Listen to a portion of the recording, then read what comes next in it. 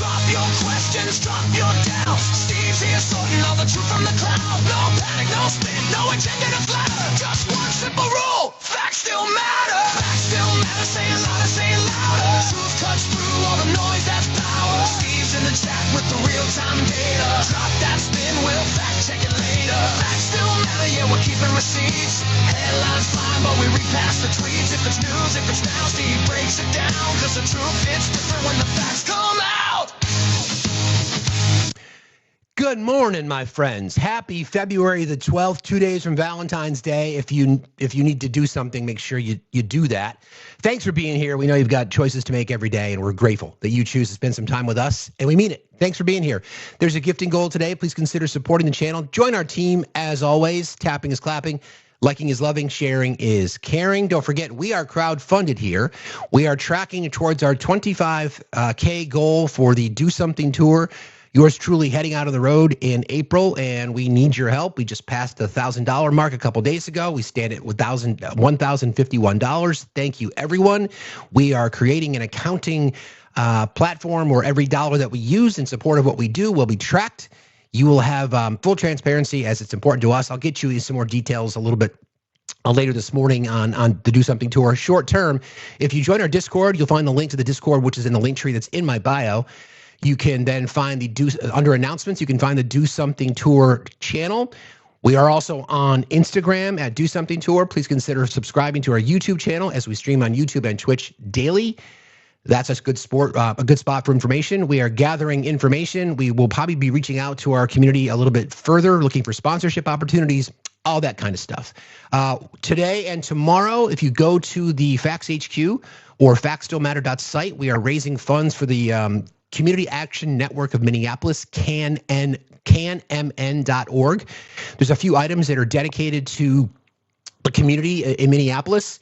If any of those items are purchased, all the proceeds from those sales, when we started this a few weeks back, I think we're going on 3 weeks now, all the proceeds from the sales of those items will go directly to that cause. I think we're around $250. It could be wrong, but I think that's around the number, roughly speaking. As at the end of the show tomorrow, or we'll do a final tabulation. In fact, I want to offer this. Any item purchased in the merch store between today and tomorrow, the proceeds from all of those sales will go and combined with what we're already donating to canmn, canmn.org, and we'll submit that on your behalf tomorrow. Programming note, regular show tomorrow, Free Speech Friday, and then a special Valentine's edition of Facts After Dark tomorrow night. What is your love language? We could all use a little bit of love in our life, right? And it could get a little spicy. So if you're interested in a little distraction, come on back tomorrow night, 7 o'clock Eastern time. Thank you for being here. Welcome to the show. I appreciate you guys. Well, yesterday was interesting. As you know, we streamed Pam Bondi's testimony. And I don't know what to say. It's kind of what we predicted. Remember, we started the show, we started the testimony, and I'm like, this is what's going to happen. The Democrats are going to be asking her questions about how her department has been breaking the law, because we are at day 55 of the Trump administration DOJ breaking federal law. And that's what their questions were about. Accountability, transparency, violating the law. I mean, a few telling moments were when Pam Bondi was asked to turn and face the survivors. By the way, they were all wearing this shirt. They were all wearing this, and she was given a moment to turn and face the survivors and apologize, and she refused to do it. And at that point, at that point, we knew the fix was in.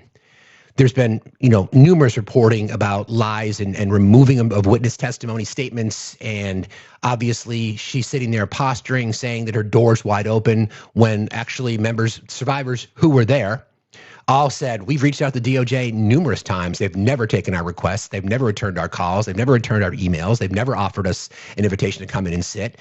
So once again, we say this, the Department of Justice, because Donald Trump's name is listed in the documents that we know of at least 38,000 times. His Department of Justice is keeping him from facing justice because he is a predator. I'm confident saying that. So let's start the show by saying this. Pam Bondi, Kash Patel, President Trump, J.D. Vance, Stephen Miller, Kristi Noem, Tom Homan, whomever else. I'm Steve. Facts Still Matter. I go live every Monday through Friday from 8 a.m. till noon Eastern time here on YouTube and on Twitch. Fuck you. Have a good day. So that's what we witnessed yesterday. We witnessed this clown show. We witnessed members of the Republican Party so feckless and cowardice that they couldn't even ask questions to understand why the administration is protecting predators. And yet they bring up all this bullshit about, this crime here and what are you doing about fraud there, et cetera, et cetera, et cetera. Couple of interesting moments that stood out to me, and I'll play some highlights. I don't want to revisit it because we played the entire thing because it'll make me really mad again. But a couple of things that really stood out, and this has been reporting, so I'm going to share this with you guys. So at one moment, she had her burn book, right? So this photographer caught this image. So if you watch the testimony, you can see her thumbing through numerous documents. Her staff, which is what you do, you have a staff prepare things for you, right? So her staff prepared notes. Because you'll notice when any particular member of the Judiciary Committee, including Becca Ballant from Vermont, by the way, I prop up Becca Ballant. I called her office yesterday and I spoke to somebody that I know there, and we were on the phone for like 10 minutes. It was right after the hearing. And I'm like, that's what we want more of. So I'm working on potentially having some FaceTime with Becca Ballant over the next few weeks. Don't know yet. I can't promise anything, but I'm working on it. I've been working on this for a while, actually. And I just mentioned to her, I said, this is the kind of fight we want. This is the kind of fight that we want. She was awesome. Jasmine Crockett was great. Jared Moskowitz was great. Many of the Democrats and Thomas Massey. And again, I can't stand his politics. I despise his political approach, but I respect his integrity. And that's what we saw yesterday. So anyway, her staff, the Ice Queen's staff, prepared notes for her. So every time a Democratic member, they even had notes on Thomas Massey, come to find out. Anytime a Democratic member was questioning her about her lack, her just unaccountability and not doing her job, she was prepared with talking points to discuss, what happened in your district. Why are you not paying attention to it? Well, it gets a little worse because if you recall, the Department of Justice allowed members of Congress to go to the DOJ offices and then use their resources to inquire about the unredacted files. This was in the burn book, Pramila Jayapal's search history. So in other words, yeah, it was a burn book. In other words, the Department of Justice spying on members of Congress. Deep state much? So friends, think about that for a second. The Department of Justice literally just deciding that they're going to spy on members of Congress, okay? And do you think you're safe? MAGA, do you think you're safe? Do you guys think you're safe? Anybody? This is, again, Pramila Jayapal's search history. How would they have that? You can find out what she looked for. These are the things that she searched for. Why would they need to know that? So that we know, again, from the reporting that a lot of the information that came to the office, that came to the DOJ either through SDNY or through other state's attorney's offices had already been redacted, which again violates the law. Okay? So I've seen the defense now. You remember how I told you that one of the reasons that I go to right-wing spaces is so that I can be prepared for what the responses are going to be. And this is the new one because Pam Bondi said this yesterday. We only had 30 days. No, bitch. You've had a lot longer than 30 days. You've had months. You knew this was coming. You had been asked. You've been subpoenaed by members of Congress to provide this information. You didn't do it. So you've had months.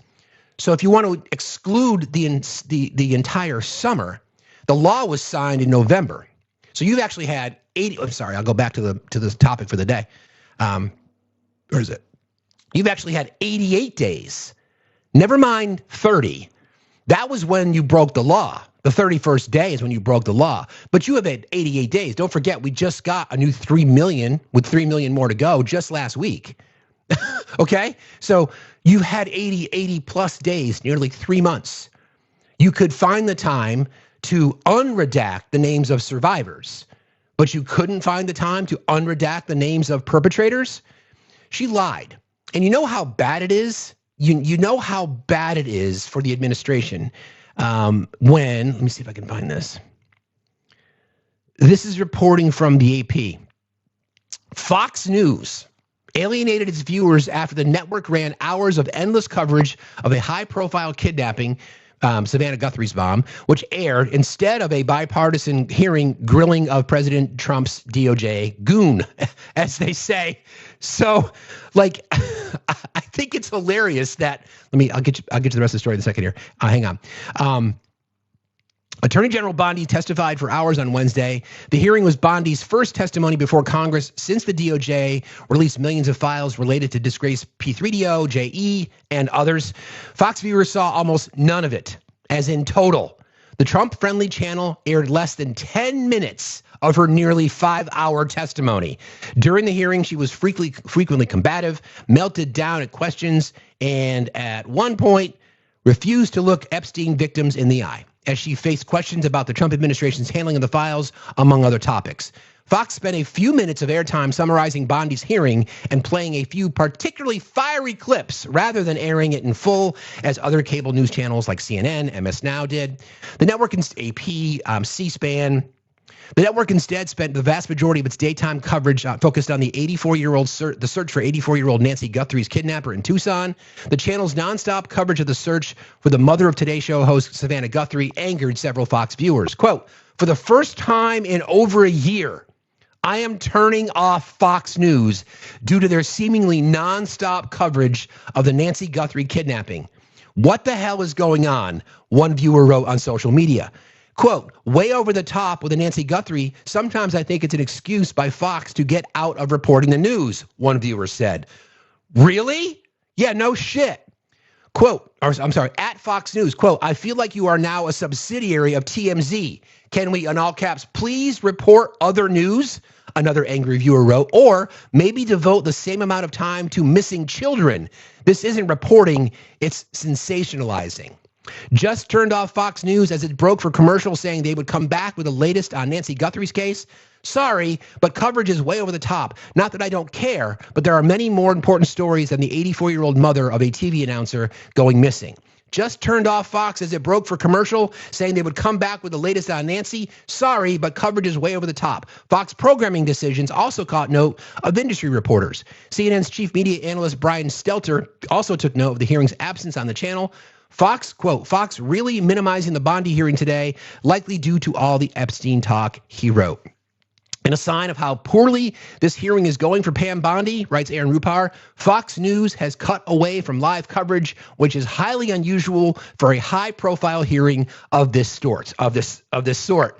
Quote, "Lots of drama in this Pam Bondi congressional hearing centered around the Epstein files. Fox News viewers aren't going to see any of it." This is the fight that I take personally, because there are people that are not getting this information. So when we bring up the fact that all Pam Bondi did was lie, then people who are getting their sound bites from Fox will find one of those fiery clips and they'll say, "She didn't lie. She talked about this undocumented immigrant in Vermont who unalived this person." Well, that's not what the testimony was about, though. So this is the really frustrating part for me. And I've said this to you guys. I'm genuinely concerned about the state of the press after the Trump administration. It's going to take a lot. Again, support your independent journalists, please. Please, please, please. I'm concerned about, I have no love lost for legacy media, as you know, but I respect the press. I respect journalists. I respect integrity in journalism. And I'm concerned because what the right has done, the moral majority, right, the MAGA right has done is poison anything and everything related to the press. Now they're even leaning in on Fox News, which again is by design from fascists. You can only trust me, right? It's the snake from the Jungle Book. Trust in me. You can only trust me. So now you get a safe space like Fox, you know, Real American Network, whatever the fuck it's called, Newsmax, right? For months, Fox has largely ignored lots of drama in this Pam Bondi congressional hearing centered around the Epstein files. Fox News viewers aren't seeing any of it. Rob Torno, a media reporter at the Philadelphia Inquirer, noted, "For months, Fox has largely ignored the Trump administration's ongoing Epstein scandal. When other outlets have given the files wall-to-wall coverage at times, Fox has stayed mostly mum on the scandal. Gee, I wonder why. I wonder why. We know that the most popular cable news channel is Fox. We know that tens of millions of Americans get their news from Fox, supplanted by Newsmax in some cases and other right-wing outlets. They're not covering it. So when we say Kash Patel's been lying all summer long, where's your proof of that? That's not true. And then we'll play a soundbite and they're like, that's AI. So it's like, okay. Last November, the channel completely ignored a press conference with Reps O'Connor and Thomas Massie, two congressmen who've led the bipartisan effort to release the files. President Trump, whose name was featured 5,300 times in the first round, 38,000 now, unredacted, and then Jamie Raskin claims nearly 1 million times. We'll talk about that in just a moment. President Trump, whose name was featured thousands of times in the files, had a decades-long friendship with Jeffrey, has repeatedly claimed the files were a hoax made up by Democrats. Trump has repeatedly told the public to move on from the disgraced P3DO. It is also known that the president spends hours watching Fox, oftentimes live posting about certain segments on his Truth Social platform. Social media users also pointed out that Fox, consistently ranked most watched cable news channel, declined to air the Attorney General's testimony in full. Quote, Pam Bondi must really fear being fired because this unhinged performance screams desperation. Trying to impress Donald. How embarrassing, one Fox viewer wrote. And Fox News isn't even airing it anymore. Quote, Trump probably called them and said, get her the hell off of this TV box, another user said. Peepaw throwing his sandals at the screen. That quote, that's the Fox News version of blocking someone on social media. They know they be fucked, another user quipped. Fox News is no stranger to carrying high-profile hearings in full, live on its channel, as it's declined to show much of Bondi's hearing. The right-wing cable news channel covered Hunter Biden's testimony nonstop, as well as several hearings involving Biden administration cabinet officials. The Daily Beast reached out to Fox News for comment, and we've yet to hear. This is the fight that we talk about all the time, friends. We talk about disinformation and Fox News is a propaganda channel at best. On their best day, they are propagandized. So you get the Hunter Biden testimony, where he sat. You get Hillary Clinton. You get Alejandro Mayorkas, right? Okay.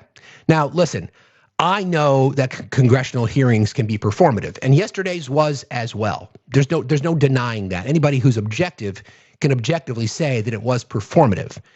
It was performative because the Attorney General of the United States, and by the way, she is not the lawyer for the president.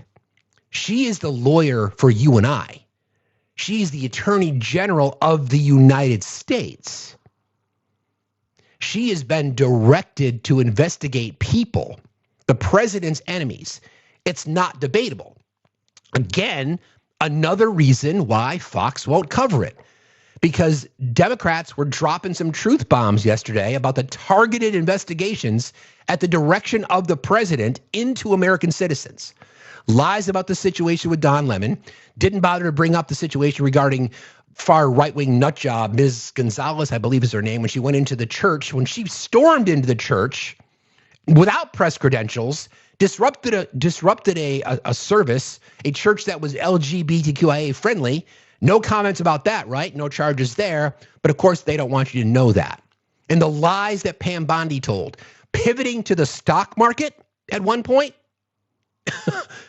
I mean, once again, so when you are in your right-wing spaces, remember, I go there so you don't have to. You're welcome. But when you do, or when you're watching, so what you're going to hear.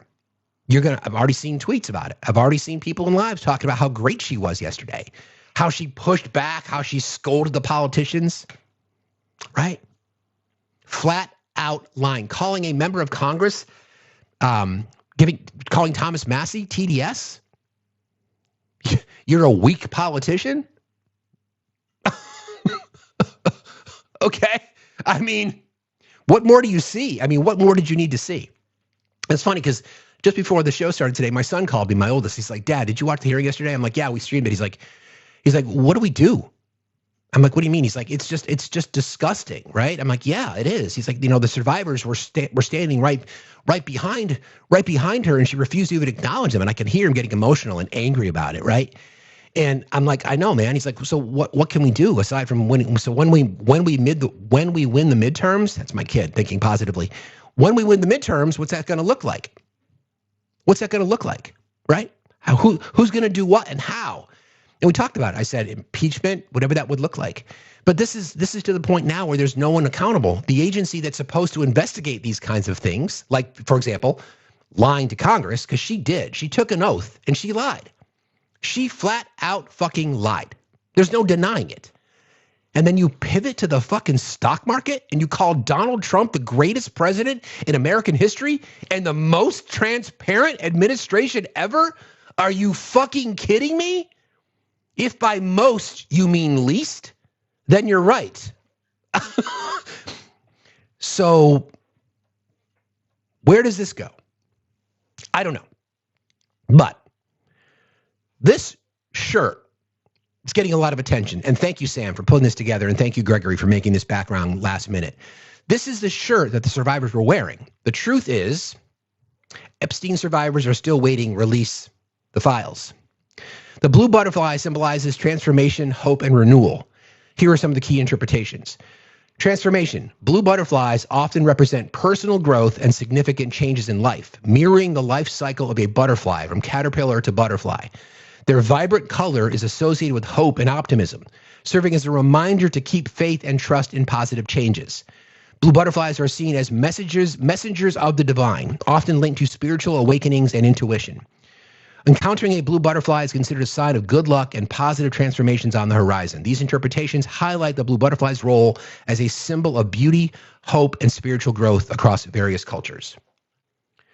I'm sitting there, I'm watching that yesterday, and I'm thinking about all of the survivors, thousands. We have no way of, we have no idea. Survivors, don't forget.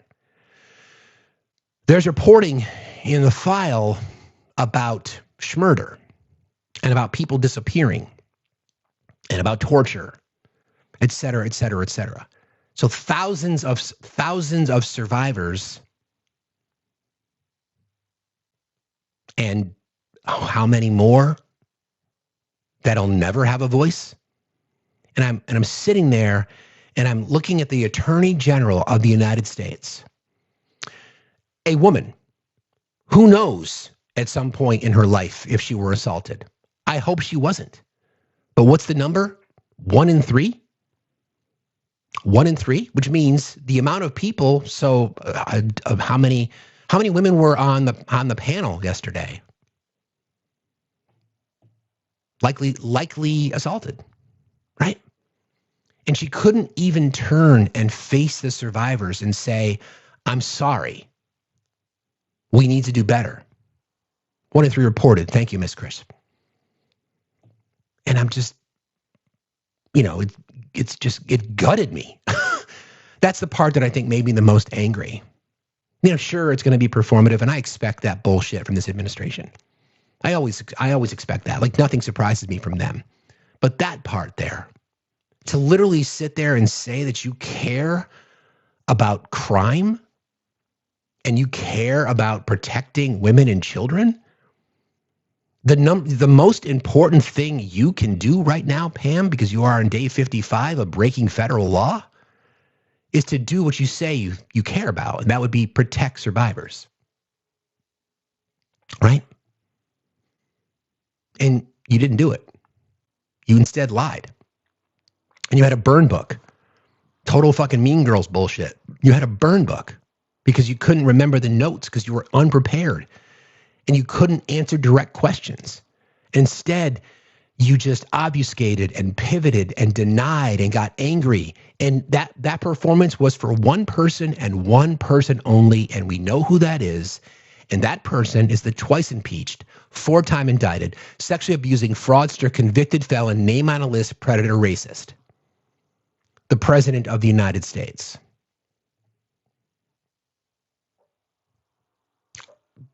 What else is there to say? So the whole 30 days thing. She mentioned that yesterday. We only had 30 days. And then that's the right-wing talking point you're going to hear now. What are they supposed to do? They only had 30 days. No. They've had months. They've had months. We know that they lied all summer long. She handed out those folders back in early spring of last year. The files are on my desk. We're investigating the files, recruiting thousands of FBI agents to go through the files. This was uncovered by the New York Times. Dick Durbin called her out in the Senate on it, and she kind of had to pivot away from that as well, with the sole task of redacting Donald Trump's name. We know that he's in the files more than anyone. We know that he's in the files more than Jesus is in the Bible, more than Harry Potter's in the 7 Harry Potter books, and it's not even close. At a minimum, 100,000 or more times. Jamie Raskin said from the research that he did, briefly, it could be as much as 1 million times. And that's just in the documents that have been released so far. Don't forget, there's another 3 million apparently. But Todd Blanche said, that's it. That's all we're going to get. And then Ghislaine Maxwell says, hey, listen, just so you know, I get a commutation. I will go public that you did nothing wrong, Mr. President, but neither did Bill Clinton. So what is the right going to do? How are they going to respond to that? They will find something, because this is what the right-wing echo chamber does. Case in point, Fox did not air the testimony, period. They just didn't. She flat out lied. She lied in front of Congress. She lied. So then when I mentioned, well, what about Kash Patel saying that that the president's name was not in there 1,000 times? And I mentioned that in this live that I was in yesterday. They're like, well, that's not true. Yes, it is. He testified to that in the Senate. He testified to it. And when we struggle, like, why are you not paying attention to this? It's because they're being spoon-fed. They, being the conservative right, are being spoon-fed things. There's no possible way that Fox or Newsmax or others were going to air that entire testimony. There's no way, because they can't defend it. They can't defend it. You cannot go back to your viewers and say, well, that was great. Pam Bondi did great. No. No.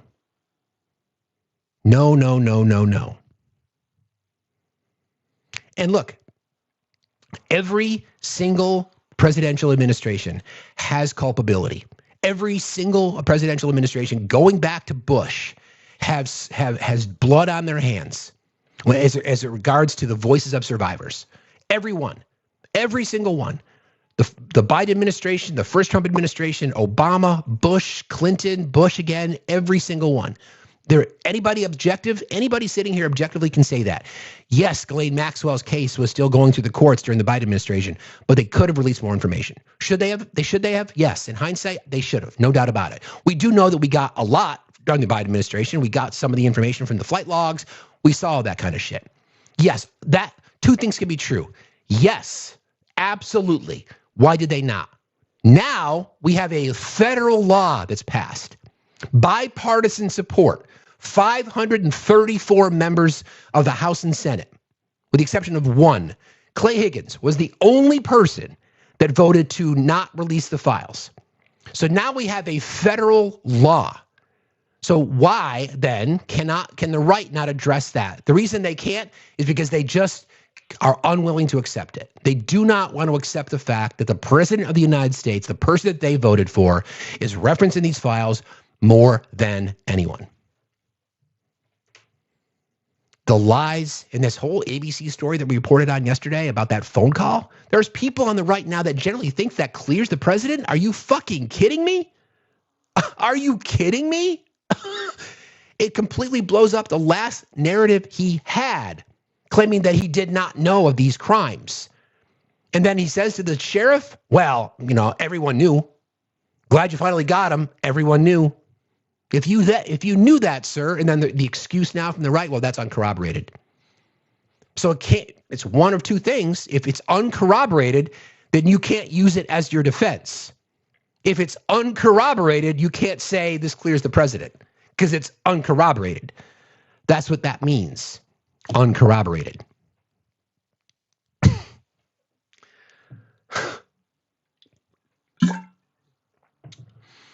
I'm going to read to you a letter Thank you, Sam, or whoever posted this. I think it was Sam.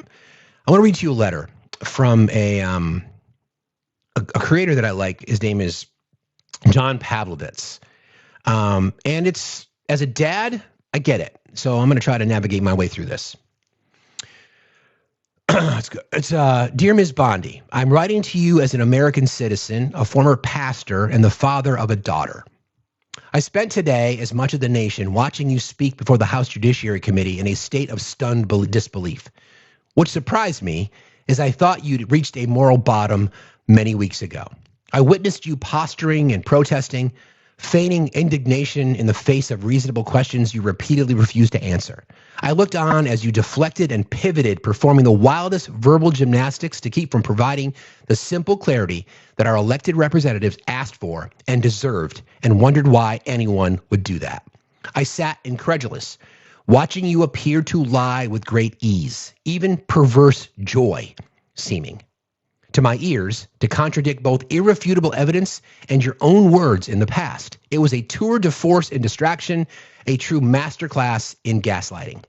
And while 1,000 thoughts ran through my head, when it was all over, I was left with a single question. How does someone become Pam Bondi?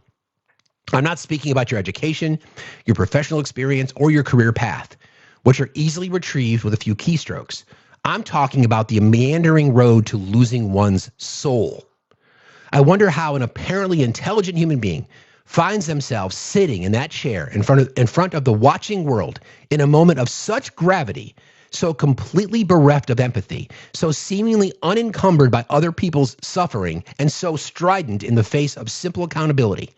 I try to imagine how you, the person entrusted with stewarding the law in the highest seat of power here, arrives at a place where the law has seemingly become irrelevant. Are the money and the power so intoxicating that they have rendered your conscience inoperable? Has your journey been filled with a million small moral compromises that burdened you in the beginning, but slowly, emotionally anesthetized you to the point that now you feel nothing? Are you so beholden to the redacted man who enabled your ascension to this lofty space that you're willing to shield him from the litany of heinous sins that you must know well he's guilty of? Maybe you don't even have the answers to that. Maybe you can't explain it either, though I'm sure there's a story you have to tell yourself to keep the self-loathing at bay and let you sleep at night. At least I hope so. I see that you do not have children of your own. Perhaps if you did, you might see this all differently. I don't know. It certainly shouldn't take that, though. But you are someone's daughter. And I do wonder how that girl became the woman sitting there at that table today, so dismissive of other women who've survived trauma, unimaginable trauma. I imagine there may be some answers there somewhere. But as the father of a daughter,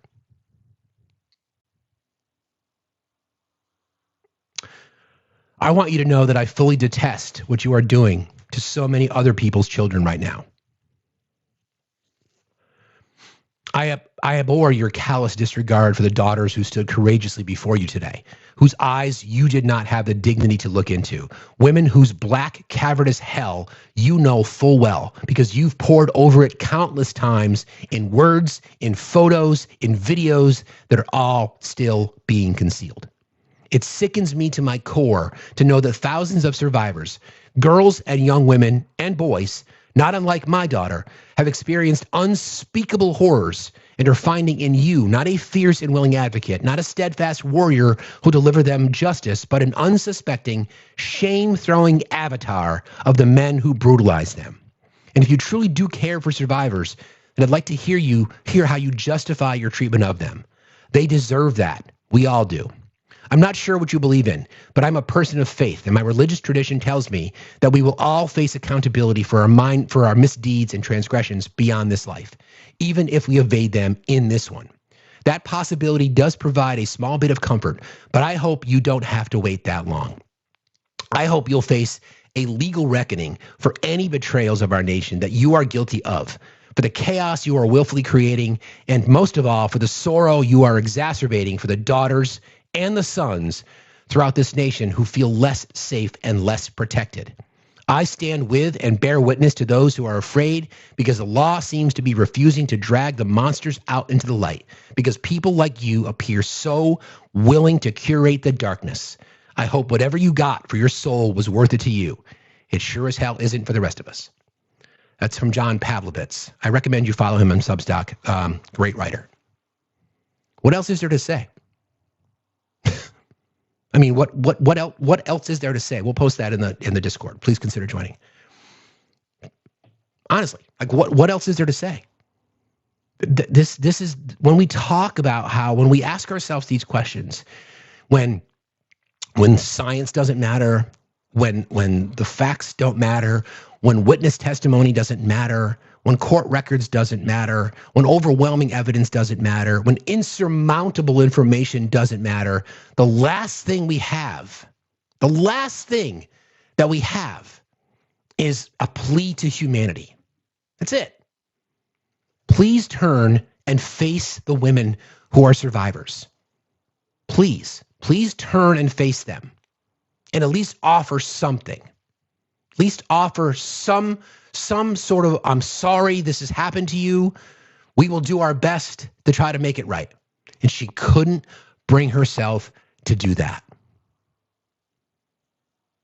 And even if she did, it wouldn't have been covered on Fox, as we know, right?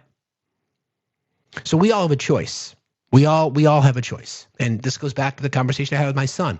Like, what do we do? What we do is things like John Pavlovitz just did. What we do is we talk about it every day. Well, and let me get to my point. You'll understand. Because it's going to frustrate you at first, but please let me get to my point. Yes, we talk about it. We expose it. We not let it be buried on the dustbin of history. We remind people what's at stake. We talk to people about the importance of telling the fucking truth. Simple little things. Simple little moments in life as to how incredibly important this is. Because what we now see, right? And we've seen it, it's nothing new. But now we're literally at the point where tens of millions of Americans are choosing to defend and protect predators at the expense of the most innocent among us. It could be anybody's daughter. It could be anybody's son. It could be anybody's sister, niece, aunt, cousin, friend, neighbor. It could be anybody. It could be you. It could be them. But it doesn't matter. Is it power? Is it money? Is it fame? Is it fortune? It better be something real big because you've sold your soul. And anybody who is trying to defend that, including people on this app, you are sitting there trying desperately to defend it. And I ask this question, why? Why? Why are you defending it? I was on a live briefly with our friend Sinjay last night, and there was a gentleman from Norway there. And because of all the information connecting people in the royal family in Norway, the citizens of Norway are considering doing away with the monarchy. Doing away with the entire fucking monarchy. Prince Andrew, King Charles has come out with a statement. I'll see if I can find it for you. King Charles says the royals would cooperate with police as his brother Andrew's Epstein ties draw new scrutiny. The only place, the center, the epicenter of the most unimaginable crimes against humanity because they involve children.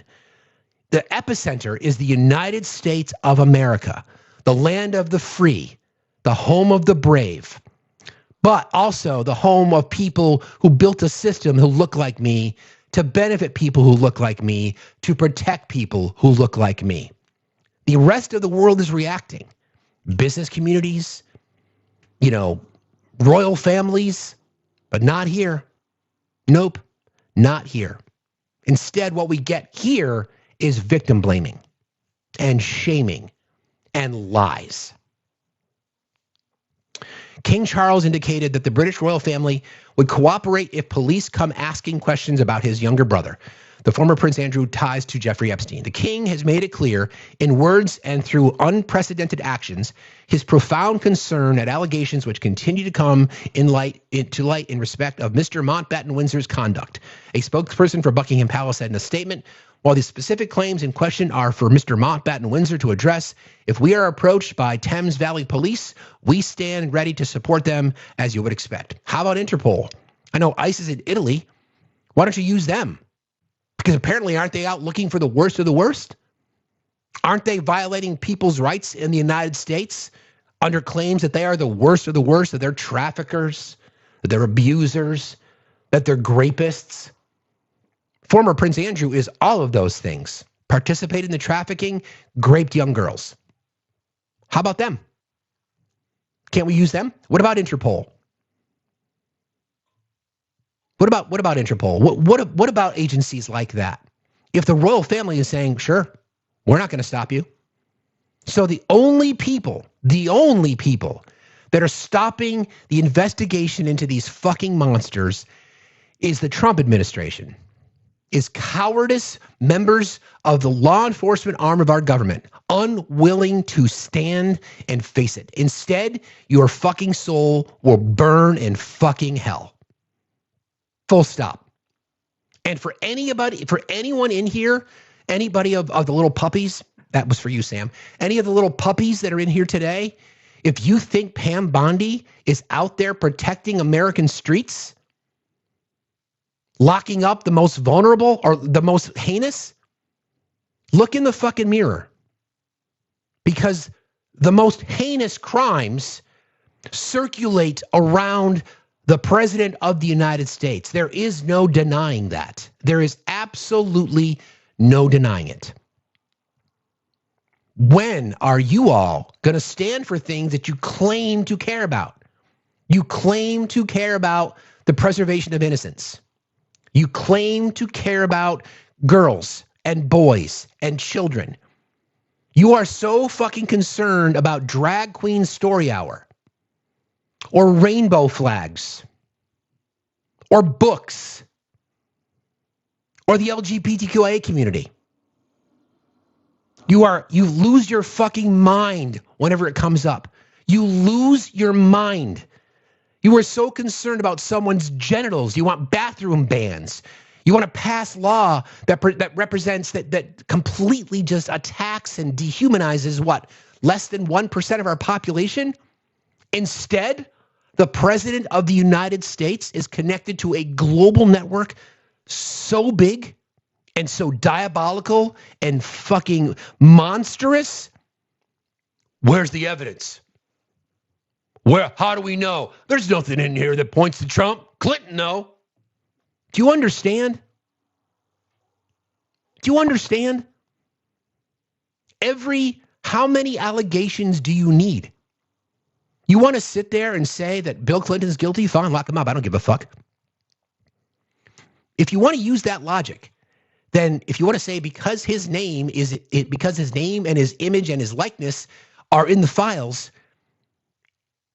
sadly though, in your world, you get to realize that the President of the United States is in there tenfold more times. We want them all locked up. Every single one of them. Every one. I don't care. And I've been very careful in this space to talk about how, to burn the system down. Because I understand the reality. That's where the pragmatist in me kind of kicks in, right? I fight with the nihilistic and the pragmatist. They fight in my head, right? Because I know that if the system burns, the people that are always under threat, even when things are going well, will suffer the most. Marginalized communities, the poor, women, children, brown and black people, LGBTQIA, the disabled, the infirmed, the elderly. People like me, look like me, will rise from the ashes. We'll have our stock portfolios. We'll run away. You'll just sit there and say, nothing to see here. As a humanist, this shit just digs at me so fucking deeply that in 2026, in the most powerful, economically powerful nation in the world, we have chosen, our government has chosen, a large chunk of our government has chosen to just accept the fact that a cabal of predators exists to prey on children, and we're not going to do a fucking thing about it. And these motherfucking monsters are going to get away with it. And that's the worst part to me. We'll expose it. There'll be names. We've already got some. The president of the United States will likely pass away before he sees any kind of justice. And I was in, again, a right-wing space the other day, or yesterday. Host was fucking delusional, a grape apologist, a woman, grape apologist. And she said, well, the survivors got justice because they got a settlement and NDA. I'm like, that's not justice. You think that's justice? That's not justice. Rich, powerful men buying off people? You wonder why women don't report crimes against them? Because people don't believe them. Plain and simple. And there were multiple women on that panel that I was in yesterday, which means based on the numbers, I think there were 6, which means 2 of them, based on the numbers, were assaulted. And they're still there saying, wow, these women are just looking for money. Are you fucking kidding me? These same people that if their daughter came home and said to them, I was assaulted in a bathroom, and they would say, what were you wearing? Why were you there? Did you lead him on?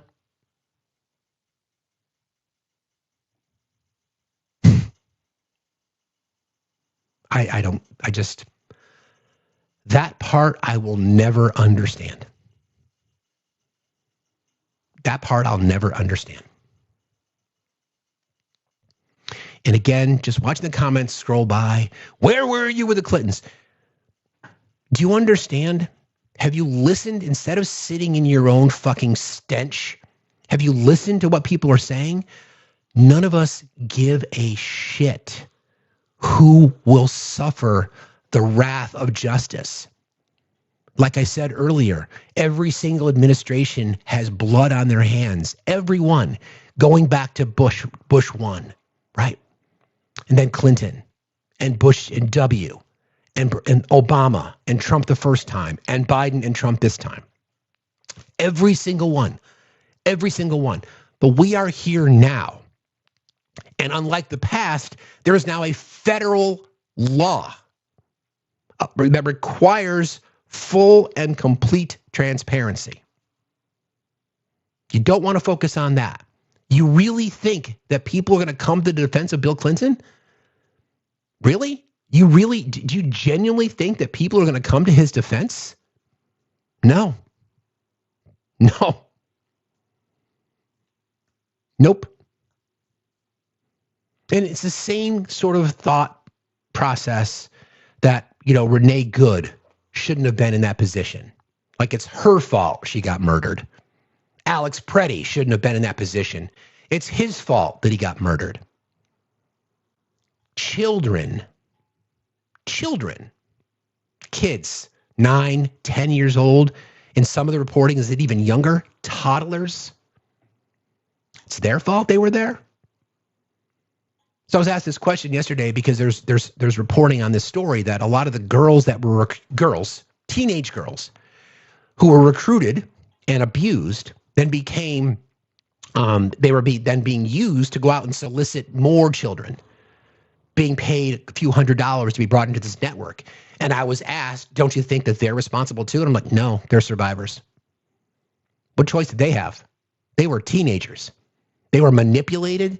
They were controlled. They were coerced. Do I think that they're culpable and they're responsible? Absolutely fucking not. Absolutely not. And I'll stand 10 toes down on that because they're children. They were abused. And you want to find ways to blame them.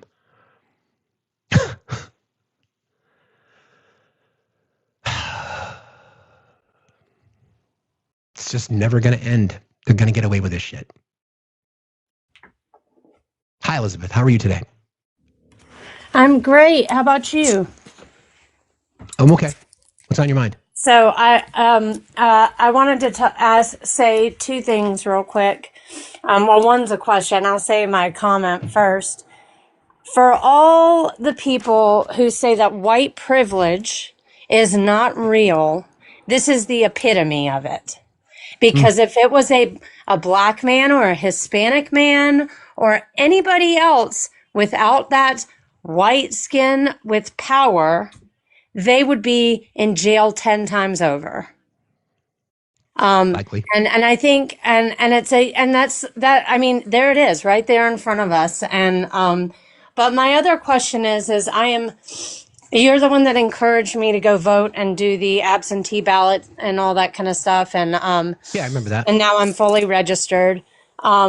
But I'm really concerned about how they're trying to tamper with mail-in ballots um, and I want to encourage everybody. We all have to go vote. I mean, it's not even a choice. Like we have to. Hmm. But what are ways that we can combat that or help combat that? Like my parents did mail-in ballots, so I've told my mom, "Don't do it. I will go to the polls with you." You know, but I guess I just have that concern about that because that is a total infringement on our rights and our voice and democracy. And do you have any words of encouragement that can combat my fear, I guess, of that? Um, yeah. Well, yes, I do. I think it tells us, it should all tell us a lot, the lengths that which this administration will go to avoid facing justice. So my response to that, people say you fight fire with fire. No, you fight fire with water. That's how you fight fire. You put the fire out. And there are tens of millions of people. My faith in humanity is what fuels me. I really believe that there are more good people than there are bad people. I really believe that. I have to believe that or I couldn't do this every single day. It just requires people in our country to stop being apathetic, to stop being lazy, to stop being entitled, to stop saying somebody else will fix it. White men, step the fuck up. White women, step the fuck up. It's past time. The best time to plant a tree was yesterday. The second best time is today. It has to be fucking done. It has to be done. We're not angry enough. For me, Oh, anger yeah. becomes for me, anger becomes motivation. I get motivated when I'm angry because I want to kick down doors, figuratively speaking, literally in some cases. But that's what it's going to take. I can't tell you exactly what it is to do, but as you know, for me, it's about doing something. They So have to. We have no I, choice. I do believe there's more good than bad. And I do believe people can reach deep down inside and say, hey, I need to do the right thing. But my other worry is that we have so many butt-hurt, we're a selfish country. Hmm. And We we're are. and I think people need to get out of that selfishness not uh that's what bothers me more is that we have more ignorant and selfishness than we do selflessness and people who are open-minded and willing to learn and willing to say, hey, maybe that guy is right, maybe facts is right, you know, like and so that's what I guess. I just have this huge, I'm a female, I'm in nursing school, and I'm fearing for my schooling, um, my not only the funding for my schooling, but also being a single mother. I'm not married, and they are coming after. And so, yeah, but I encourage. I don't know if you know who J.S. Mill is. I encourage everybody to go read. He talks about freedom Okay. and what freedom really is. So, Again, it's about. I appreciate you. Have a good day. Be safe out there. Yeah, I mean, again, you know, I can't tell you what that something is to do. I just need you to do something. I've got a bunch of ideas, as you know, but it's just got to come from you. Hello, Stacy. How are you today? Stacy, are you there? Stacy. I guess not.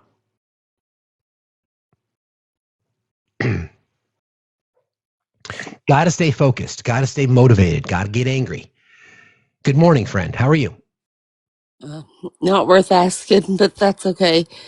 It's always worth asking. It's always worth asking. Well, I'm here. I I just have something I just want to say to MAGA. It's a quick little fable. A little girl was walking in the forest, and she comes across a snake. And the snake says, "Oh, please pick me up. I'm so cold. Please, I'm so cold." And the little girl said, "I can't pick you up. You're a snake." And the little snake says, "Oh, but I'm freezing. Please pick me up. Put me in your pocket. I'll get warm." So she finally gives in and puts the snake in her pocket. And she sticks her hand in her pocket, and the snake bites her. And she says, "You told me to pick you up and put me in your pocket, that you would be good." And the snake says, "You knew I was a snake when you picked me up."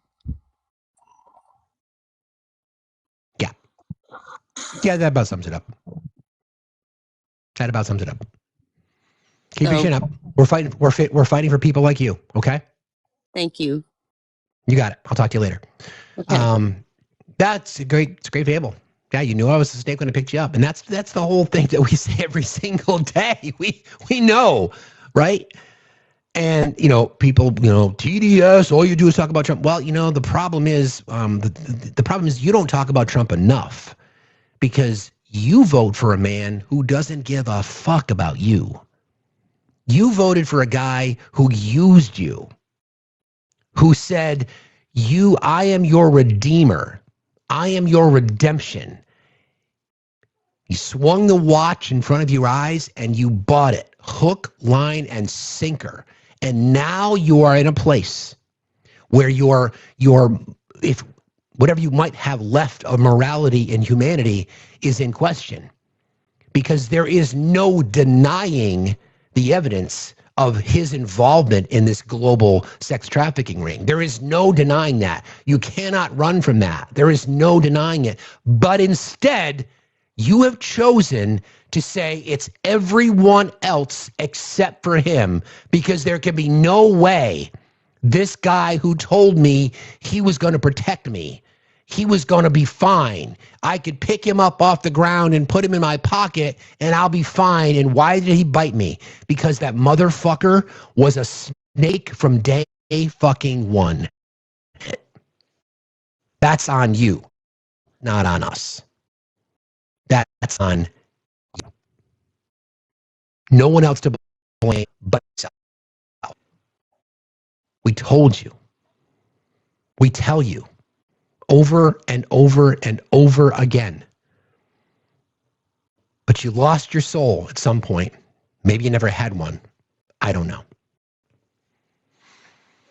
Pam Bondi sure doesn't. She sold hers. Hope she got a good price. Hi, April. How are you? Hi, great. I've been listening to your podcast now for quite a while, and I really love it. I look forward to it every day to kind of help me, keep my mind in the right spot, to maybe have some shred of hope of getting things back to some kind of normal. But I had a question. Sure. Yesterday's hearing, what can come about the hearing? Can they kick Pam Bondi out, or is it somebody else? I mean, Yeah. How does that work? They can, but again, it's going to take Republicans. So motions, articles of impeachment can be filed. It's going to have to get voted on. Would it pass in the House? Maybe. There needs to be a majority. And would it pass in the Senate? Doubtful, because again, everyone's complicit in the protection of everything that they've gotten to this point. And any investigations into perjury would have to come from the Department of Justice. And she is the Attorney General. She's not going to investigate herself for perjury. She perjured herself. There's no denying that. She lied under oath in Congress. She lied. There's no denying that. She lied multiple times, right? So again, this is why people talk about voting. And I know that you feel like, oh yeah, the voting, yeah, it's one thing that we can do. You get the majority in the House, you get the majority in the Senate, and then you can file articles of impeachment. I want them all impeached. Personally, I don't want the president impeached. I just want I want to cripple him politically so bad that he becomes an afterthought. I want everyone in his cabinet, though, impeached. Every single one, starting with Pam Bondi, moving on to Kristi Noem, et cetera, et cetera, et cetera. Every single one of them. Every single one of them. They didn't file charges on Kristi Noem, right? Yeah, but again, without having the leadership being supportive of it, it's not going to go anywhere because the vote won't even come to the floor. Mike Johnson won't allow it. That tells you all you need to know. Wow. I hope the president lives long enough to see some jail time, prison time. He won't because he'll get pardoned. He'll get a preemptive pardon. He won't. He'll skate away. He's an entire life of corruption, and he will die a corrupt, broken, soulless, just monster of a fucking man. And other people will then deny that they ever supported him. Sadly. Well, I hope so. I hope people wake the fuck up and realize, stop defending this nasty snake, Agreed. Thanks for jumping in today, April. I appreciate you. Thank you. Be safe out there. Bye. You got it. I got one more request. Hey there. Dot. Hi. Hey, I don't know if you've heard, but Neil Dunn is getting ready to resign this week. That's the Florida Panhandle representative. And Ian Bailey is going to go against, who's he? He's a MAGA Republican, not Ian Bailey, Evan Power. He's going to go against Evan Power, which is a MAGA Republican.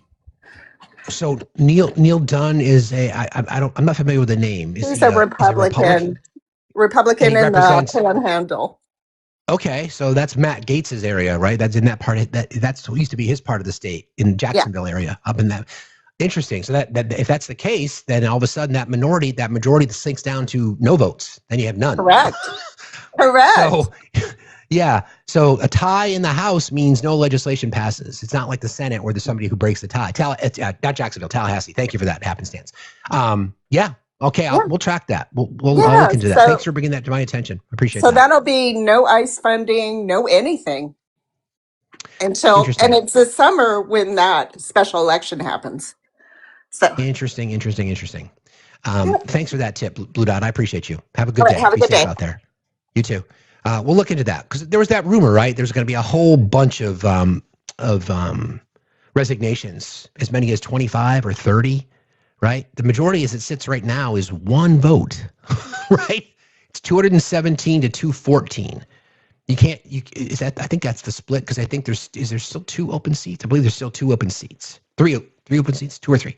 Either way, it's a super slim majority, right? Super slim. And you're already getting rumblings of more people wanting to resign. And again, it just shows the cowardice of those Republicans in Congress, right? I'm going to give you an example. Let me see if I can find this sound. I don't know who this guy is, but let me see if I can find it. Hang on a second. This is Bruce Westerman.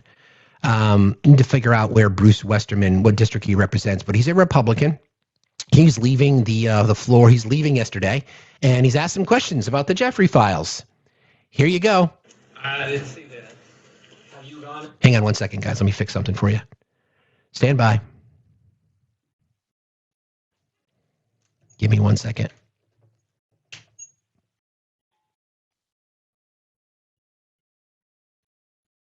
Okay. Try that again. I didn't see that. Have you gone and seen? So he's being asked if you came out of the hearings or if you've he's from Arkansas, that tracks. He was asked about whether or not he's going to read the files. I didn't see that. Have you gone and seen the files yourself yet? I have not. Will you plan to do so? I haven't decided yet. You're not sure if you want to see the unredacted Epstein files? I might do that. I got a lot of stuff going on. Oh. You have a lot of stuff going on. Okay. hasn't decided yet. Bruce Westerman from Arkansas says he's not gone to see the newly unredacted Jeffrey files and hasn't decided yet if he plans to. I've got a lot of stuff going on, he says. Anybody represented by Representative Bruce Westerman in Arkansas? Anybody? Anybody? Do you want to remind him that is there anything more important than this right now? Now, is Bruce Westerman, is he a church-going man? Is he? Does he go to sermons on Sunday? Does he hold a prayer circle? Has he ever said anything bad about a marginalized community, grooming kids? I bet he has. I bet he has. I bet you we could find something. Bruce Westerman, Mr. Westerman, you're going to get a phone call from yours truly today. I'm going to just check in, just to let you know that you can't hide, you pathetic fuck. You've got nothing better to do. You want to go back to your district in Arkansas? And by the way, that is one destination on my tour. I'll be going starting in Buffalo, heading south down the Ohio River Valley, as far south as Arkansas, Missouri, head east to Georgia, swing state, head north to North Carolina, swing state, head up to Maine, swing state, and then back to Buffalo. So, Mr. Westerman, you're going to get a phone call today from me, and I'm going to ask you, can you please explain to me what's more important than investigating men who abuse children and grape them and perhaps in many cases murdered them, tortured them? Can you tell me what's more important than that, Mr. Westerman, please? When was the last time you went back to your district, Mr. Westerman? When was the last time you faced voters in your district, Mr. Westerman? Would you stand there and say, yeah, I know there's a whole bunch of stuff with the Jeffrey files. It's really, really bad. But you know what? I got more important things to do. Okay. Mr. Westerman, mods, can you guys post the number for me? I think it's 202-224-3121. 202-224-3121. I believe that's the number. That's the congressional switchboard. Okay? Anybody else feel like they want to make a phone call to Mr. Westerman's office? 202-224-3121. There you go. That's the congressional switchboard. Everybody want to do something today? This is a little something you can do. May I speak to Mr. Westerman's office, please? Yeah, Mr. Westerman, there's a statement. I heard this guy on TikTok talking about it. He played the sound for Mr. Westerman, and it said he was asked about whether or not he was going to read the newly unredacted Jeffrey files, and his answer was he hasn't decided yet that he's got a lot of stuff going on. What stuff do you have going on, Bruce? Mr. Westerman, are you enjoying your congressionally paid, taxpayer-funded health care, Mr. Westerman? Are you enjoying your benefits, your pension, Mr. Westerman?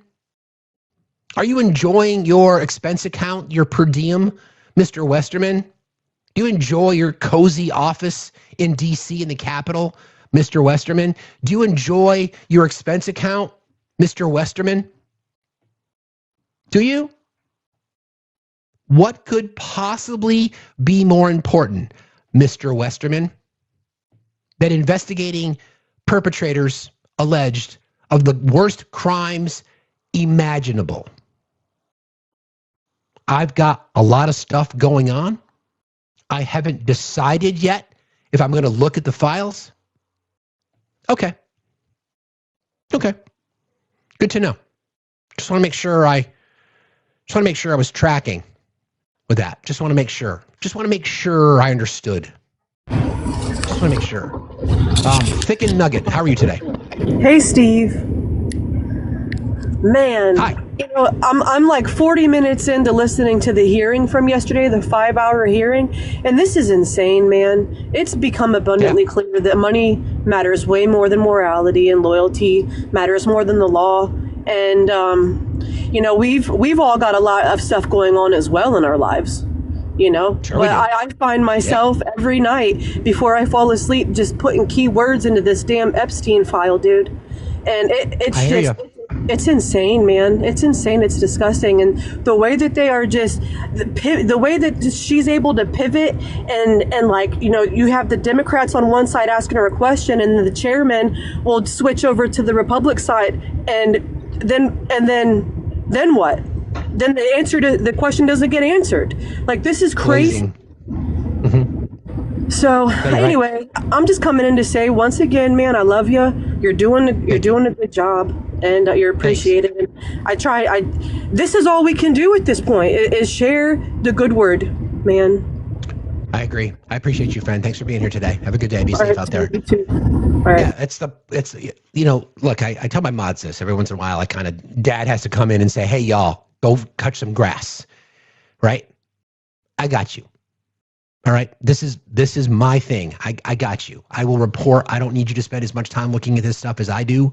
I probably spend too much time looking at it, quite frankly. It's certainly affected my mental health. But this is a big fucking fight, and I am not going to quit. Nothing's going to stop me from doing this. Nothing. I need your help, obviously. The more you guys are in here listening and talking and sharing this information and telling other people and just reminding them what's at stake here, that's great. I do bully a little bit, the mods, just a tiny little bit, but tell people why, Jess. Finish that thought. Tell people why I might bully you now and then. This is the fight of our times, right? This is the fight. This is the fight. And if we're going to sit back and just continue to be apathetic and entitled and lazy and not wanting to get involved, right? This is what's going to happen. This is what's going to happen. So what are you going to do?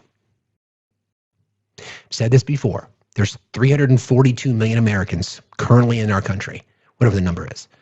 We're all here at this particular point in history, February the 12th, 2026. We're all here. This burden falls to us. If you believe, if you've always felt like, I don't have a voice, or my thoughts don't matter, or whatever that might be, this is your time. This is it. I think about I know the fucking speech by heart.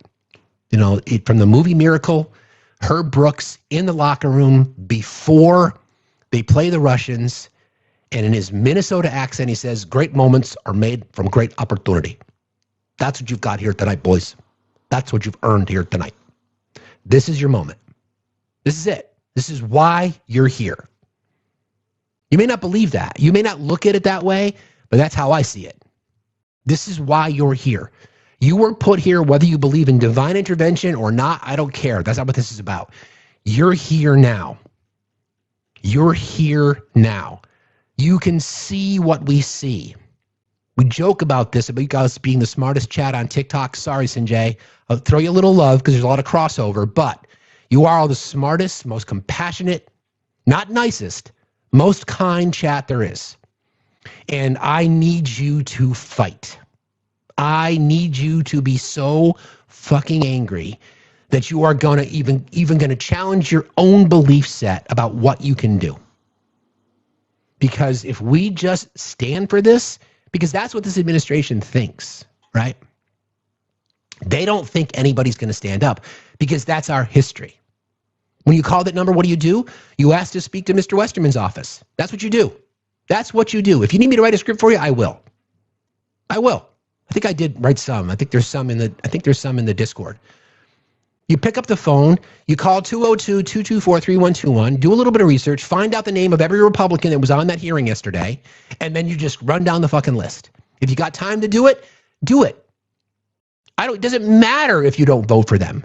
It doesn't matter if the message ever gets to them. The whole point is doing something. That's the whole point. Again, this is not about me, but I've been doing this shit forever. 202-224-3121. That is the Congressional Switchboard. Find the name. Jeff Van Drew is another one of those pieces of shit. Kevin Kiley, I think is his name, from California. There's a whole fucking boatload. You can just run down the fucking list. Every single one. And simultaneously, on occasion, you should also contact Jasmine Crockett's office, or Becca Ballin's office, or Jared Moskowitz's office, or Jamie Raskin's office, and tell them, fight, keep fighting harder. People are watching, people are listening. They always talk about this from a customer service perspective. How many of you called to complain from a customer service perspective? A lot of us, right? A lot of us have said, that was a horrible service. I wrote an email, or I wrote a letter, or I contacted corporate. How many of you ever contacted somebody because they've done something good? Right? Right? How many times have we picked up the phone and contacted somebody, or somebody's helped you on the phone and you said, that was a really, really good service. Can I speak to your manager? Do you have a suggestions box or a Q&A form or whatever it might be where I can leave a comment? Do that shit. Do that shit. Look for the helpers.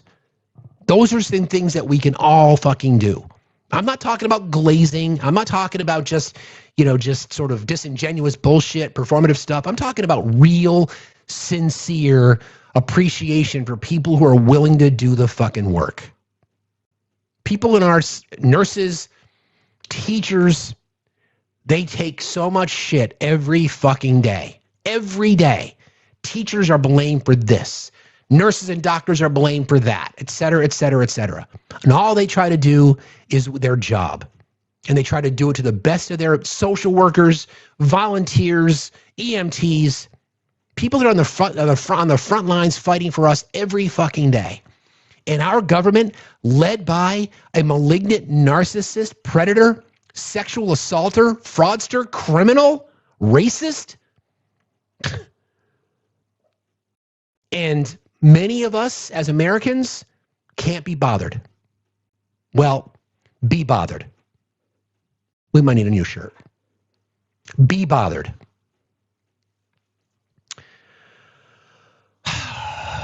Okay, we have one more request, and then we'll move on to some other stuff.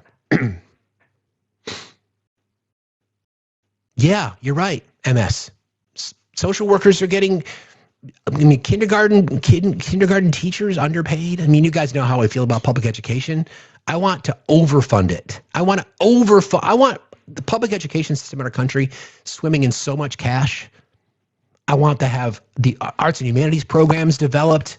I want schools. Listen, I live in a state where we prioritize education, but because we have a small tax base, some of our schools are underserved.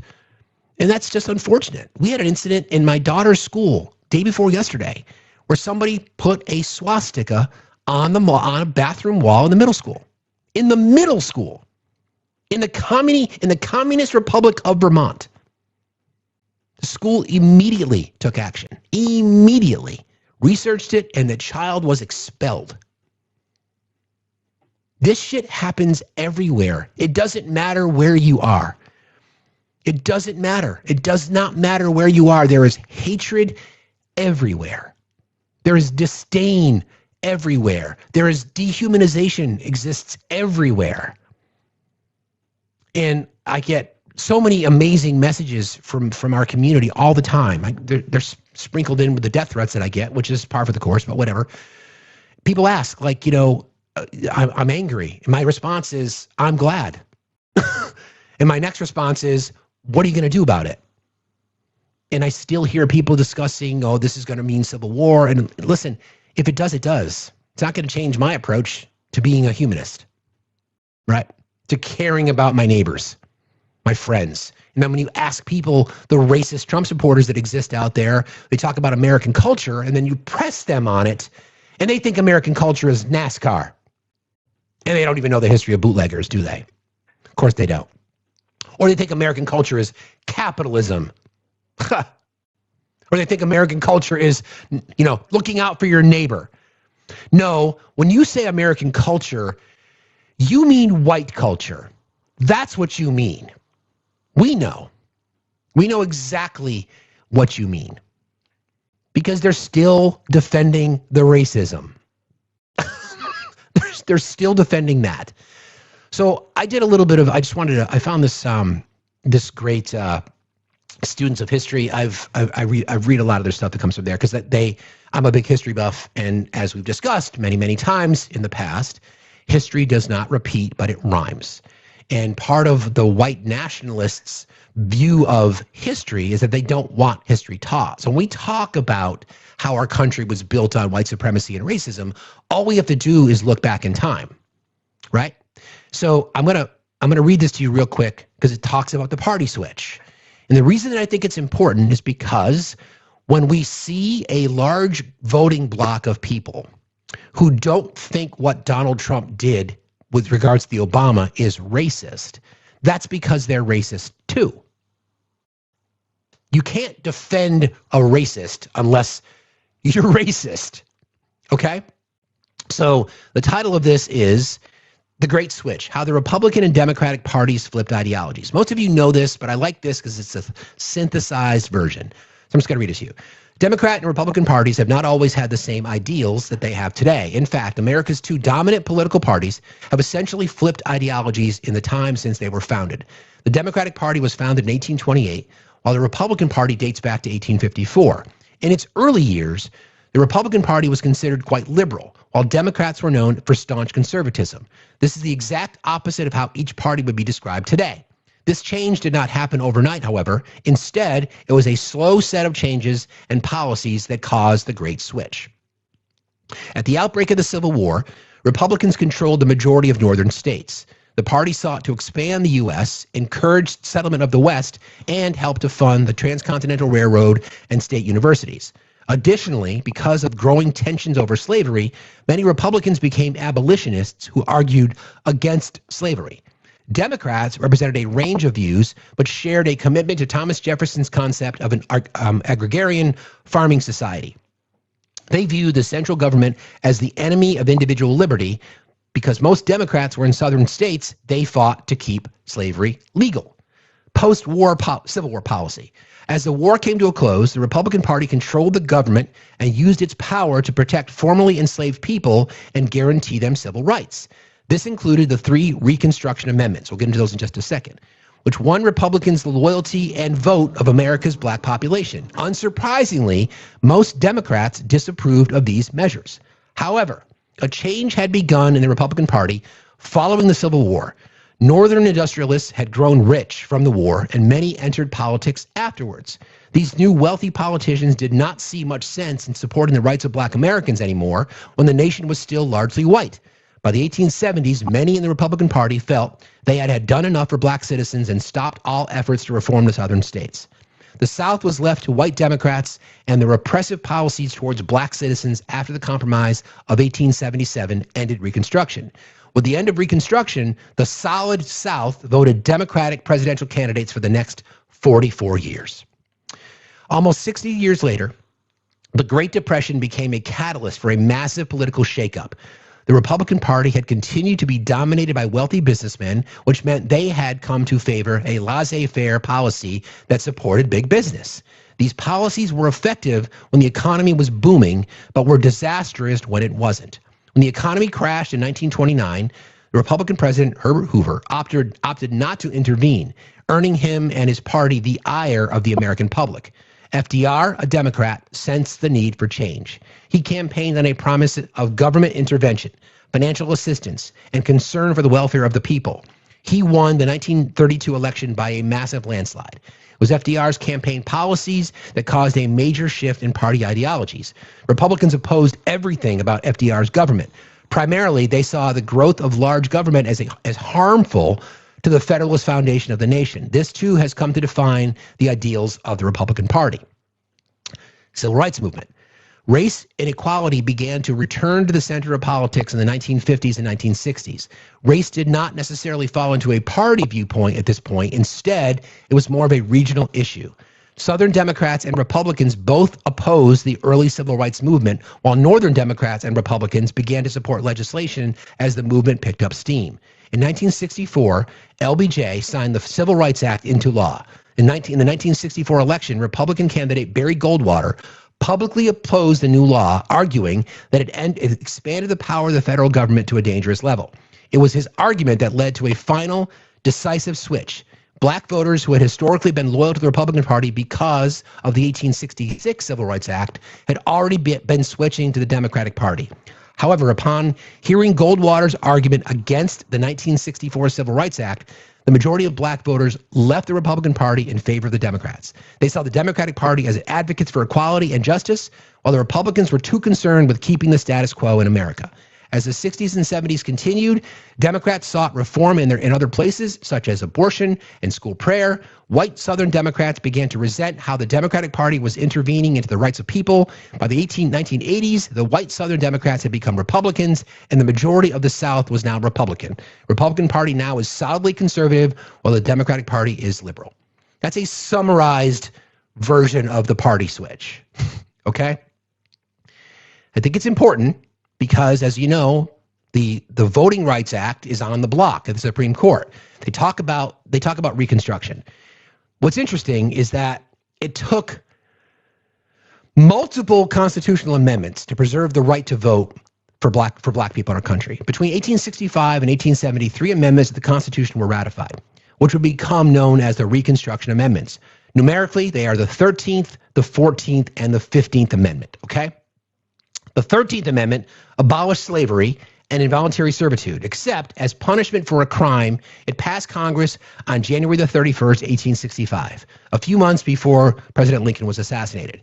Northern states quickly ratified it, along with several border states. Lincoln's successor, Andrew Johnson, then encouraged Alabama, North Carolina, and Georgia to ratify it as well, so that it could reach the necessary 27 of 36 states on December the 6th, 1865. 13th Amendment is remembered as the one in which formally ended slavery in the United States. However, there is an important section of it that is frequently overlooked. The amendment states that neither slavery nor indentured servitude shall exist except as punishment for a crime for which the individual has been convicted. This allowed for slave-like treatment of people in prison. During the Reconstruction era, Southern states would arrest black people for vague crimes like malicious mischief and then send them to prison. Then convict leasing allowed plantation owners to lease prisoners to work for them. This has been called slavery by another name and is controversial to this day. 13th Amendment wasn't enough. So we needed the 14th Amendment, which was ratified on July 28, 1868, to define an American citizen as any person born in the United States. This effectively overturned the infamous Dred Scott decision of 1857.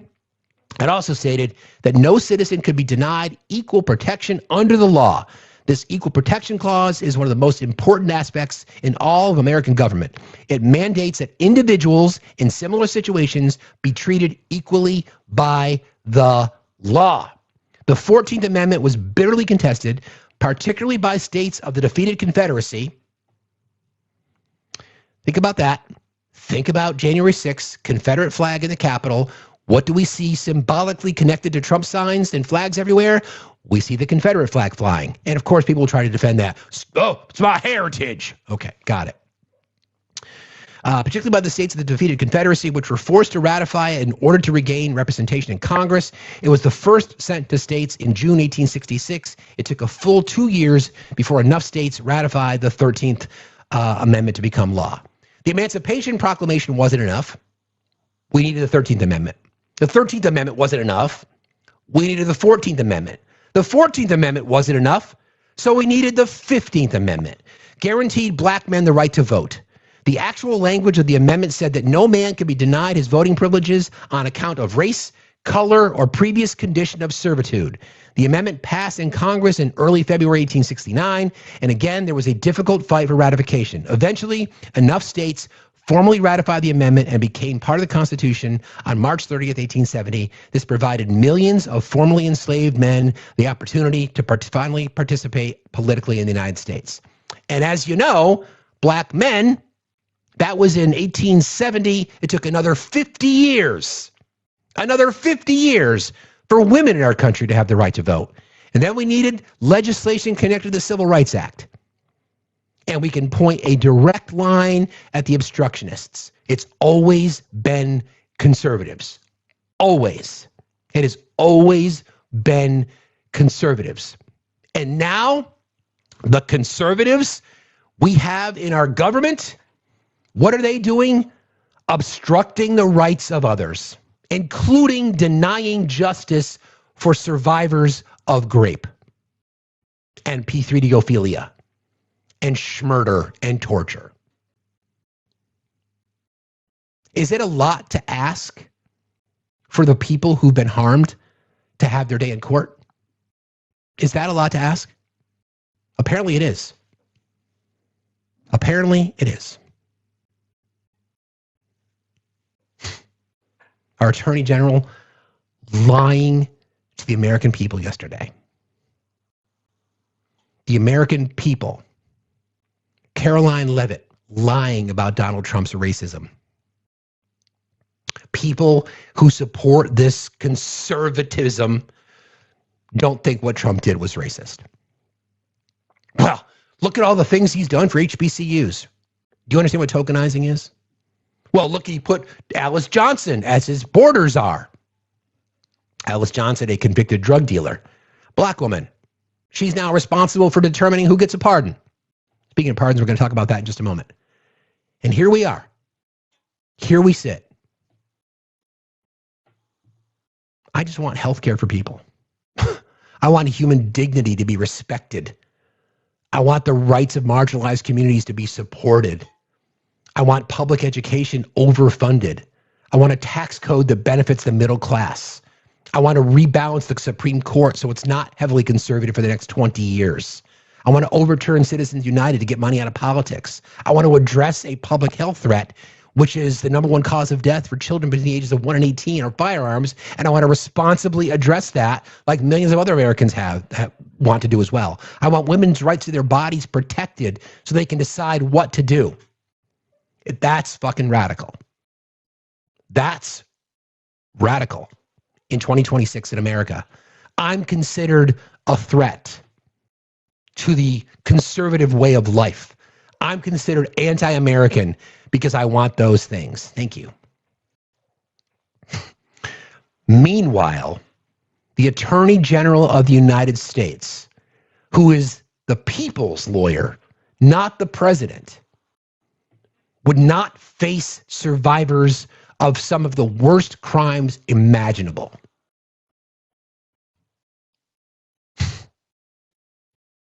And we're considered threats?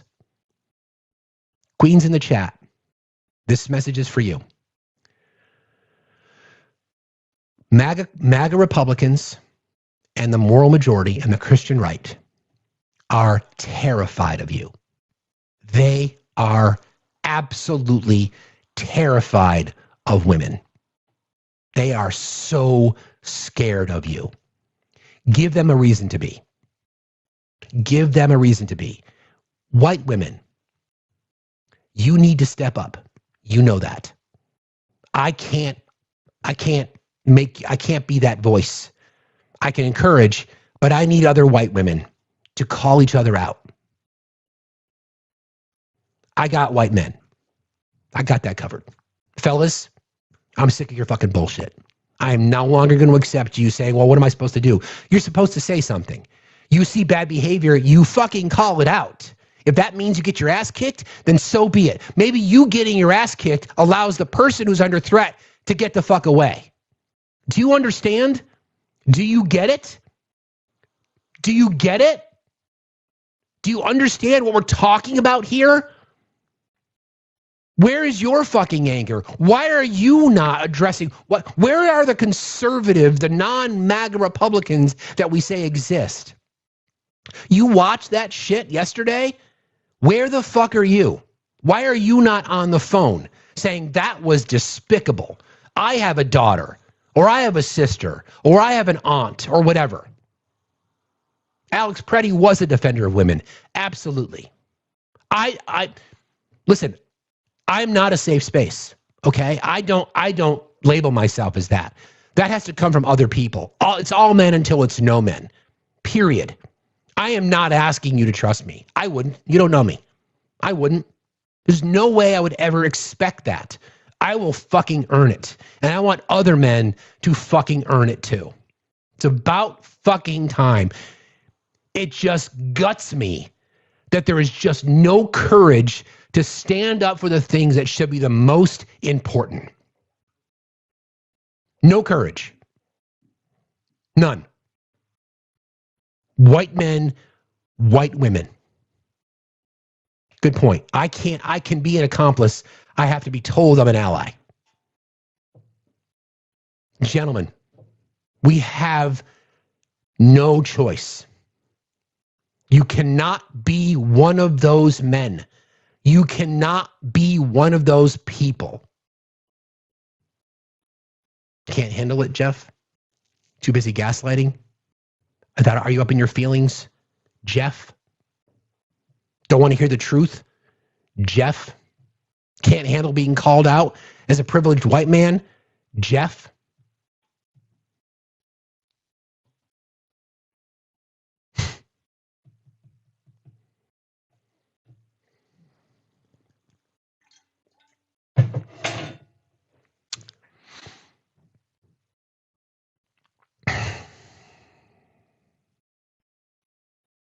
Jet? I don't know. I don't care who it was. Let me thank a few people.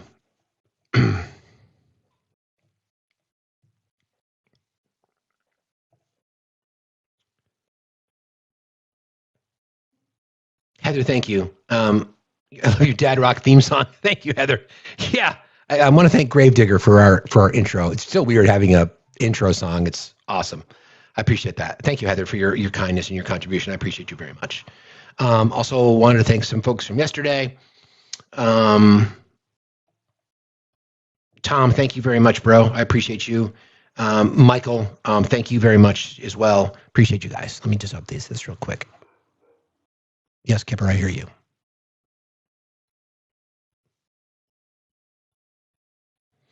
Okay. Real quick, I think it's necessary. I just want to remind people of what it is that we're doing. And I think the best way for me to kind of do that is just to say, here's what Do Something is, the Do Something Tour. I'm going to pivot to that real quick. For those of you who don't know, we've been talking about it a lot. I'm really going to need your help. I'm concerned about the fundraising side. We'll get there. You know, we're working on sponsorships, but it's important to me in this world of trying to find things to do from the Do Something perspective. I feel purpose driven, and this is something that I want to do. Okay. This is something I want to do. I want to go out and talk to people. I want to, more importantly, I want to listen to people because I know what's happening. And unless we can stand in the breach and fight back against it, then we're screwed. So that's kind of the principle of Do Something. So I wrote a little speech here, and I just think it's necessary because this is what it means, and I'm hoping this inspires others. I want to start with something honest. A lot of people in this country are tired, not just busy tired. I mean soul tired. Tired of working hard and still feeling like they've fallen behind. Tired of watching the news and feeling powerless. Tired of hearing promises every election season and then watching nothing change. If you've ever felt like that, felt like your voice doesn't matter, like your voice doesn't count, I want you to know something. You're not alone, and you're not wrong for feeling that way. Because when you feel ignored long enough, you stop believing anyone is listening. And when you stop believing anyone is listening, you stop showing up. Here's something I've learned in my life. The moment that good people stop showing up is the moment the wrong people take over the room.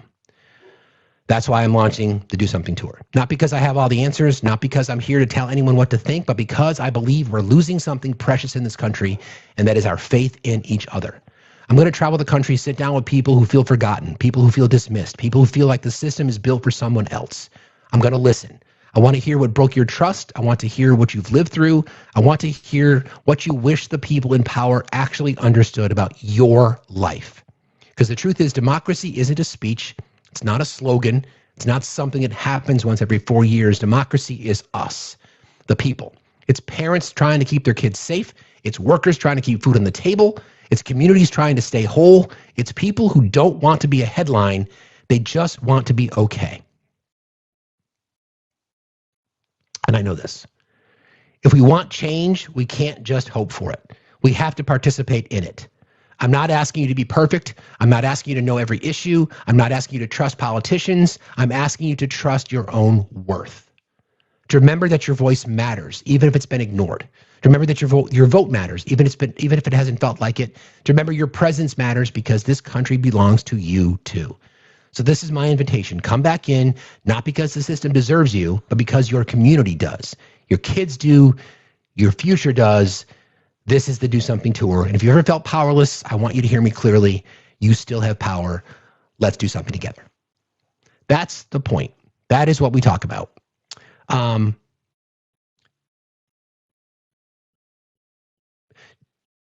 Okay, Jet, my apologies. I might have misinterpreted what you typed and what you wrote. I'm really sorry if that came across that way. It was not my intention. I apologize. I understand that your comment was not meant to be confrontational. In fact, it was more supportive of what we do here. So I just wanted to hear it from me that I apologize for saying that, Jet. I apologize. Thank you, Sam, for letting me know that.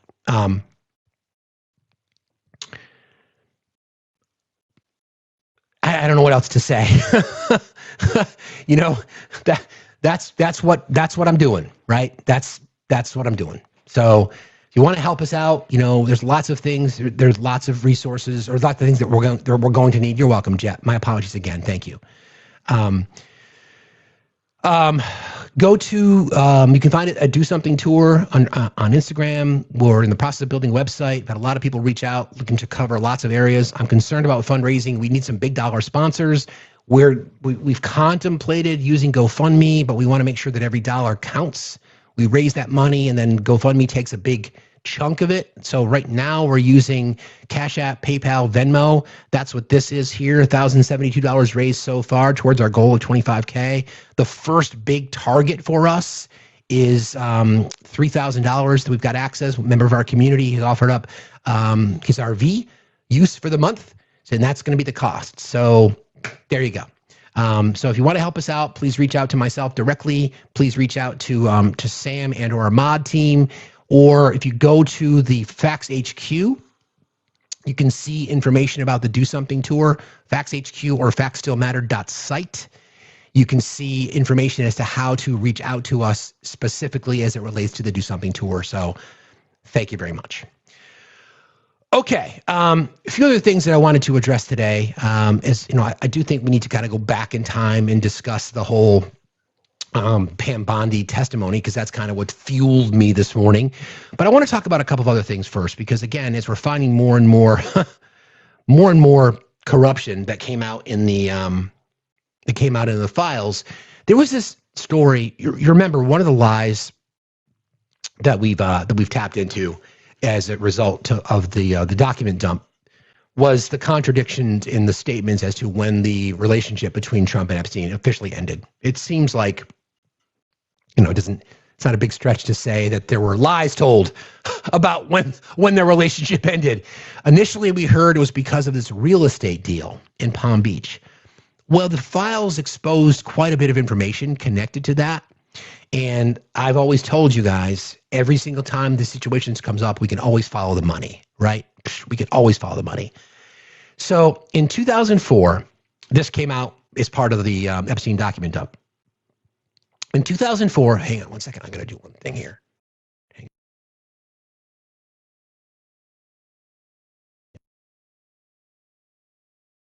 Oceanfront mansion in Palm Beach called Maison de la Mite. I don't speak French.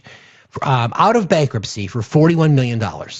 Okay, so that is apparently one of the properties that the Donald and Jeffrey were competing over. All right, in 2008, he sold the property to Russian billionaire Dmitry Rybolovlev for about $95 million. 4 years later, no renovations, no improvements, nothing. Okay. A $54 million gain before expenses and taxes. At the time, it was reported as one of the most expensive homes in United States' history. Trump himself described the deal in a 2016 interview. I bought a house for about $40 million. I sold it for about $100 million to a Russian. Okay? Bought it for 41, did nothing to it.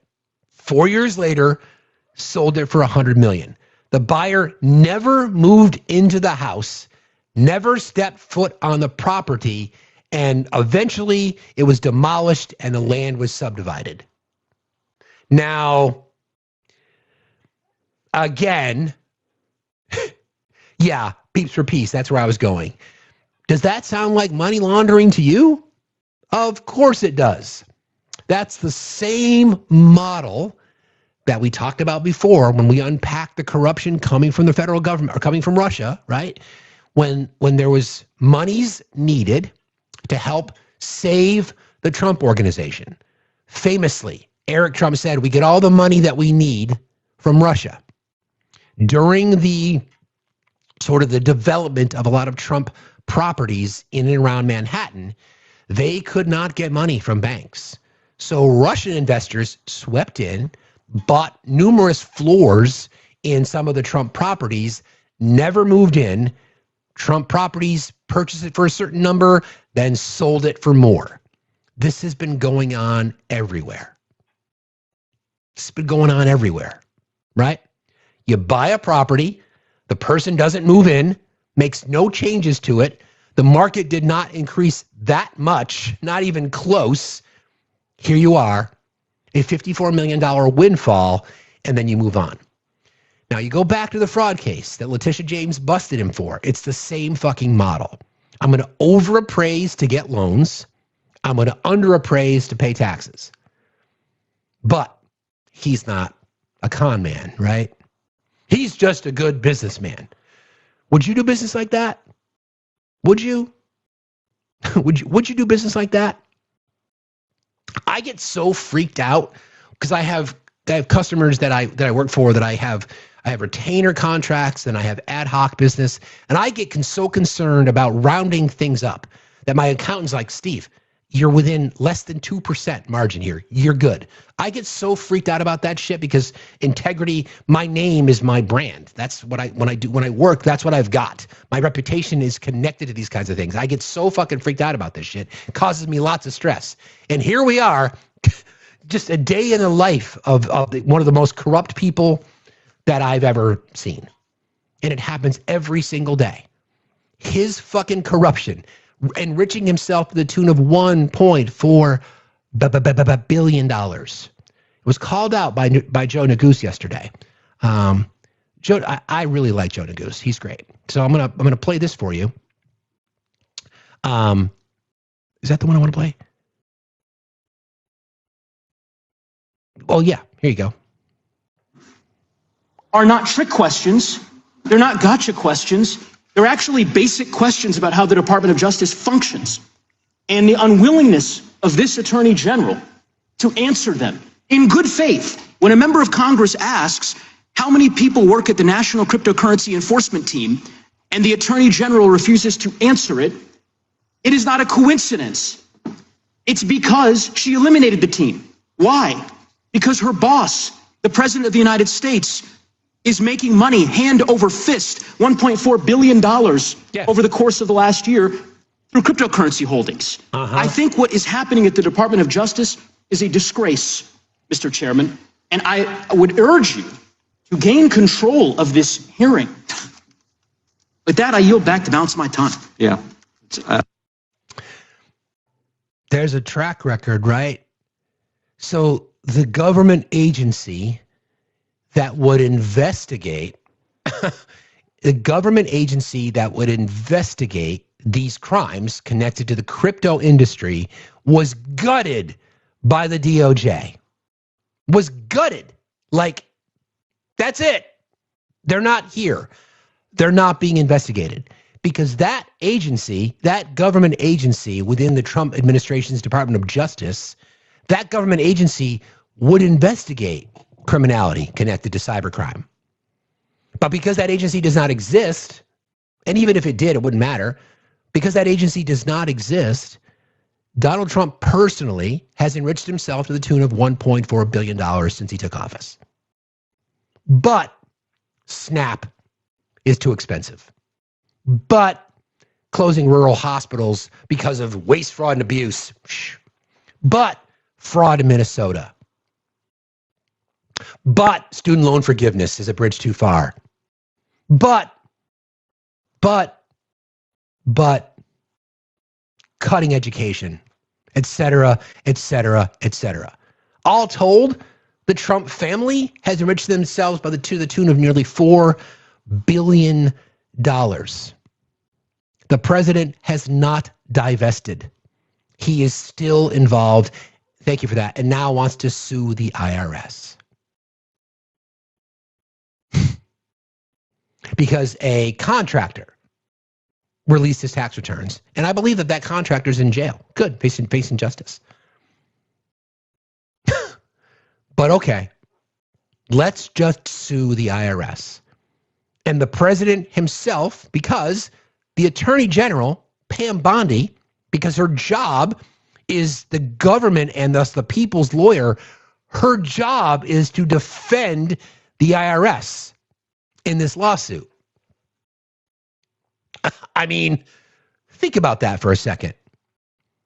So for those of you conservatives, you MAGA Republicans who are championing investigations into fraud, where the fuck are you?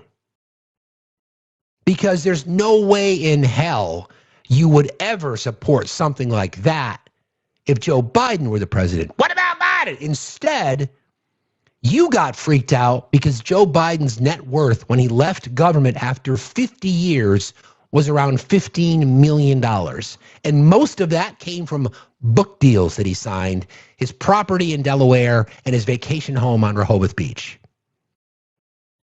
Well, Trump's a businessman. Really? A money laundering criminal, you mean, right? What about Biden? Well, he did it. What about Hunter's cock? Okay. Speaking of cocks, I don't know if you heard this, but Scandinavian ski jumpers are injecting their dicks to make them bigger to give them more aerodynamics when they ski jump. I shit you not. That's a real thing. Anywho. Nothing to see here, though, right? Nothing to see here. I know I see a lot of people making plane reservations for Scandinavia. I don't judge. Yeah, exactly. Yeah, they are, because there's a study done that depending on the bigger the uniform that you can wear, the more aerodynamic you can get. So one of the things that these people were doing were injecting themselves to make their shit bigger so that therefore they could justify wearing a bigger suit with a built-in rudder, so to speak. I think the thing is, though, I'll take a brief moment. Most of the dudes who do ski jumping are tiny, like they're little fellas. So that would like literally be like a tripod, like, you know, with a kickstand. Just be careful. I'm just saying, I would not all jump on a plane and fly to Finland right now because it's chilly there. I mean, stiff and cold and firm and hard, but anywho, we can take a comic break now and then. And so I think about all this. The entire thing comes to the conclusion for me that people in this administration are soulless, right? Absolutely soulless. Because the president of the United States and his family and members of his cabinet, like Howard Nuttlick, who flat out fucking lied, they are enriching themselves. Meanwhile, Pam Bondi and the Justice Department are ignoring justice. Justice. For the survivors. She would not face them. How disgusting was that behavior? Nothing to see here, though, right? Nothing at all. And then there was this interesting moment with Jim Jordan.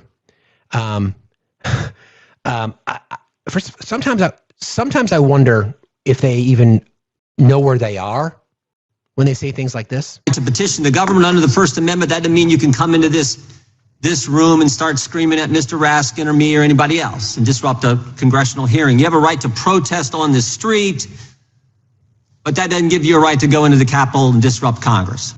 What?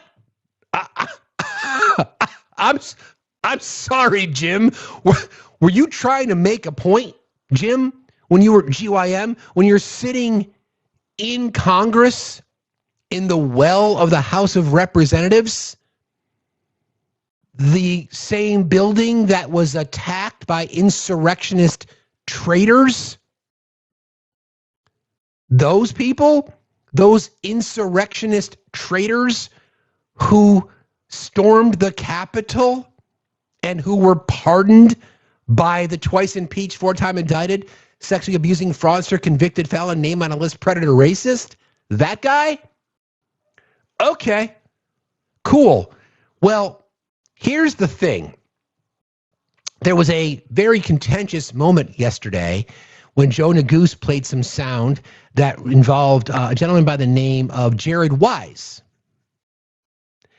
Jared Wise was at said Capitol on January the 6th, 2021.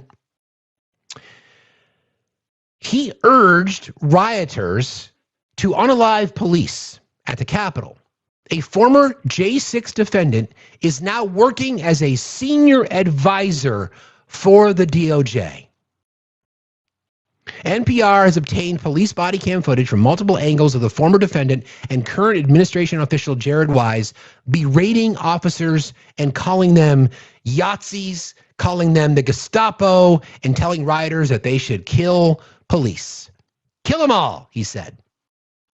Was pardoned by the president and is now a member, a senior advisor for the Trump Justice Department. And what is the defense of that? MAGA? Anybody want to try to defend it? Is there any interest in trying to defend that? Any at all? Yeah, Joe Neguse said, is he working there? Oh, yeah, I believe he is. Oh, he's pardoned. Yeah, he was pardoned. That's true. He was, in fact, pardoned. And that is exactly the fucking point. Real quick, when they meet in the morning, this is my view of the cabinet. So when they gather around their prayer circle and their bloodletting and their burning of puppies that they do in the White House in the morning, this is what I think they say. Jerry, just remember, it's not a lie if you believe it.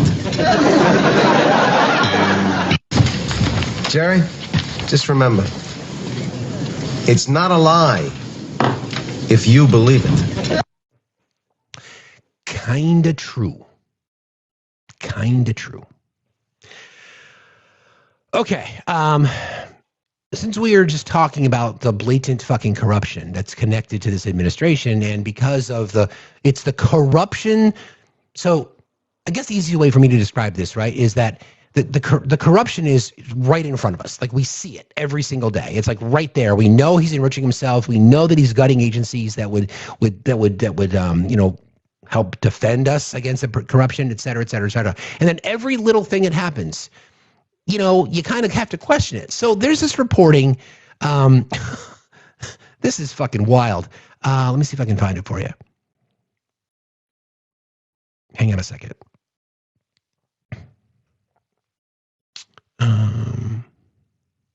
Stand by.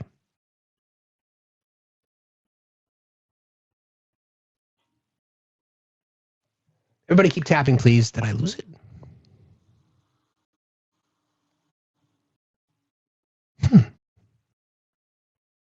Oh, right here. So reporting from the New York Times, and by the way, I know people want to discredit it, but the New York Times has been doing some incredible journalism recently. They've always been pretty good, but it's been really, really good.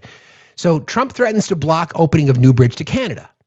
And you'd be like, all right, well, that's weird.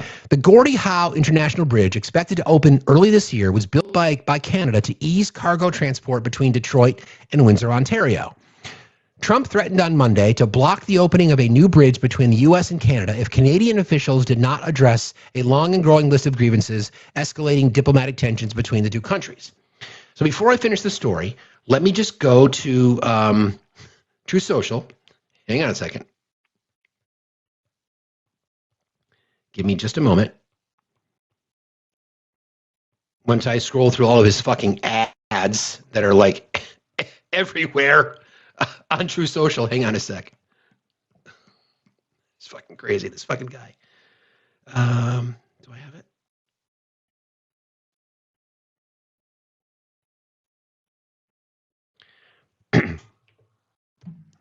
Canada has taken advantage of the U.S. on trades for many years. They're among the worst in the world to deal with, especially as it relates to our northern border. Huh? Okay. Tariffs make a win for us. Easy, Republicans. Easy. Republicans must keep it that way. President Donald J. Trump. And there's more. Any Republican in the House or the Senate that votes against tariffs will seriously suffer the consequences come election time. And that includes primaries. Our trade deficit has been reduced by 78%. The Dow Jones just hit 50,000 and the S&P 7,000. All numbers that were considered impossible just 1 year ago. In addition, tariffs have given us great national security because the mere mention of the word has countries agreeing to our strongest wishes. Tariffs have given us economic and national security, and no Republican should be responsible for destroying this privilege. President Donald J. Trump. So back to the Canada thing, right? Talk about corruption. Back to the Canada thing. First of all, it's very likely that the Supreme Court is going to overrule and kind of tell them that IEPA is not going to work, my guy, and you need to kind of change your policy. Meanwhile, Howard Nutlick, Commerce Secretary's firm, is invested in just that. They have hedged their bets that the Supreme Court will overturn the tariff policy, and guess what's going to happen? They're going to enrich themselves to the tunes of tens of millions of dollars. But again, nothing to see here. Amid a trade war, and by the way, the USMCA, signed by Donald Trump, which is basically just NAFTA light, made free trade. So he wants to criticize the trade policy, and he's criticizing his own. Amid a trade war and a deepening rift between the U.S. and its northern neighbor, Canada, Mr. Trump said that he would, quote, not allow the opening of the Gordie Howe International Bridge, scheduled to open early this year for traffic between Detroit and Windsor, Ontario, quote, until the United States is fully compensated for everything we have given them. And also, importantly, Canada treats the United States with fairness and respect that we deserve. The Canadian Chamber of Commerce, the nation's largest business lobbying group, denounced the president's threat in a statement, writing that, quote, whether this proves real or simply threatened to keep uncertainty high, blocking or barricading bridges is a self-defeating move. It was not immediately clear how Mr. Trump would block the opening of the bridge. Its construction was paid for by Canada and a public-private arrangement under which Canada and Michigan would jointly operate the crossing gives Michigan part ownership. One possible avenue would be for Mr. Trump to declare an emergency. Under the law, Customs and Border Protection can temporarily close a port of entry when necessary to respond to a specific threat to human life or national interest. Mr. Trump has often invoked emergency status for events and circumstances that are largely considered routine to make use of the expanded authority that doing so grants him. There's got to be a reason, though, right? It's not just about the pettiness, because he doesn't do things just out of petty, primarily, but there's always something else. The nearby Ambassador Bridge, one of the busiest border crossings on the continent, has been privately owned for decades by a Detroit trucking industry billionaire and his family, the Morans. The family had previously called on Mr. Trump to halt the construction of the Gordie Howe Bridge, which would once opened compete for the more than $300 million in daily border crossings over the Ambassador Bridge. Mr. Trump suggested in his social media post on Monday, the United States might seek more to acquire at least one half of the new bridge to get a cut of the revenue from bridge tolls. Shocker, right? Shocker. Heavy donors to the Trump campaign, heavy donors to President Trump. They reach out. They're like, hey, Donald, dude, we think you're the best. You are the greatest thing. You're the most amazing man. Thank you so much. Hey, you know that, yeah, thanks, I know. You know that bridge project? Yeah, that's going to really cut into our profits. How about this? How about we give you a little bit more money and you use your power in the presidency to stop the construction? Okay, sounds good. In his first term, Trump promoted the project in a joint statement with Canadian officials as a symbol of the country's deep economic partnership and as a vital economic link between our two countries. The president's threat to block the bridge's opening is in keeping with a larger pressure campaign to force the Canadian government to capitulate to his demands. In addition to threatening to annex Canada as a 51st state, Mr. Trump has waged an expansive trade war against his northern neighbor, levying tariffs and threatening other economic sanctions. Okay. MAGA, why don't you see that? Why can't you see that? Why can't you see the obvious pay for play? One of the largest donors owns a bridge. They control traffic. They control the revenue, the taxing, the tolls. There's a new competitive project ready to open that would cut into their funding. So what do? They just call the president and say, listen, we'll grease you if you do this for us. And lo and behold, it happens. But nothing to see here, right? What? Nothing to see here, though. That's not corrupt. But let's go after SNAP. Let's go after Medicare, Medicaid. Let's go after student loans. Nothing to see here. Totally fine. Nothing at all. Everything's fine with that. No corruption. Good morning, Jose. How are you today? Good morning there, Facts. I'm glad to see you're doing good there. I've been listening to you for a couple months now, and I enjoy your show every morning, man. Thank you. Appreciate what you do. I work right next to this bridge. We deliver concrete here. The new one? You work yes. right next to the new one? Okay. Yes. But this project has been in progress for the past 5-6 years. And that's including the portion of it that leads to I-75. Okay. Like $5 billion, $6 billion is what this bridge has costed so far. And for this freaking moron just to come and say, no, I don't want to open it just because the competitor down the street, that other bridge. Yeah. That's a low blow, man. And all I can say is FDT. You know what I'm saying? Agreed. So, Agreed, Jose. Thanks for your support, friend. I appreciate you jumping into it every day. Be safe out there, okay? You too, brother. Again, you don't even have to make, it's not even a stretch to talk about the corruption. He's telling us. He's telling us. These guys own the bridge. It's going to cut into their profits. These guys called me, said, do me a solid. All of a sudden, the bridge construction stops and or the doors or the gate is shut. Come on. I mean, seriously.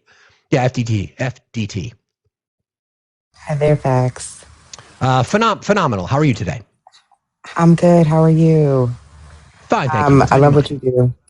I love what you do every single morning. I just don't understand why people can't just get through this and see that we are being gaslit on a scale that we've never seen before.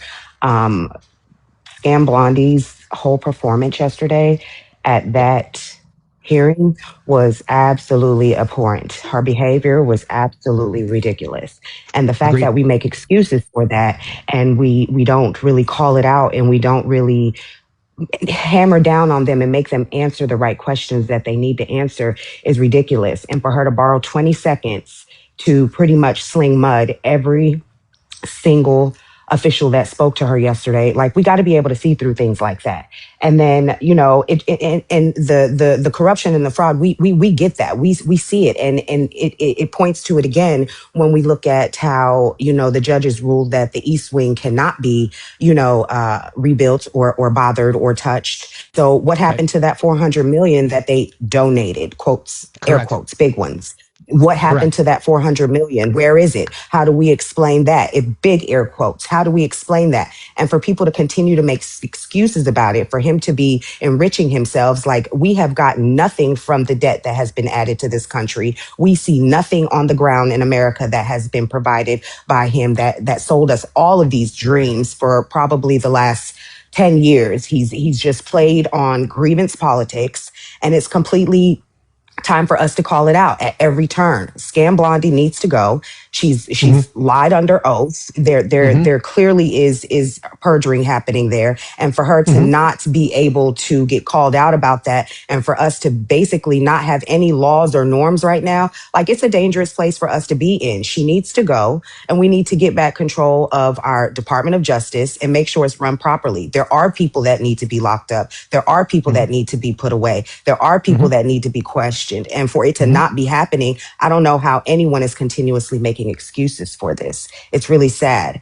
And I appreciate what you do. I listen in every morning from work. And so I had to come in and kind of try and call out Penny Lane the other day. So that's when you really see me. I kind of stay in the comments a little bit, but got a little fired up by that one. But it's okay. But I love what you do. Keep doing what you do. And we all got to grow up here and just start calling this out no matter what side it's on. It's not left or right, it's right or wrong.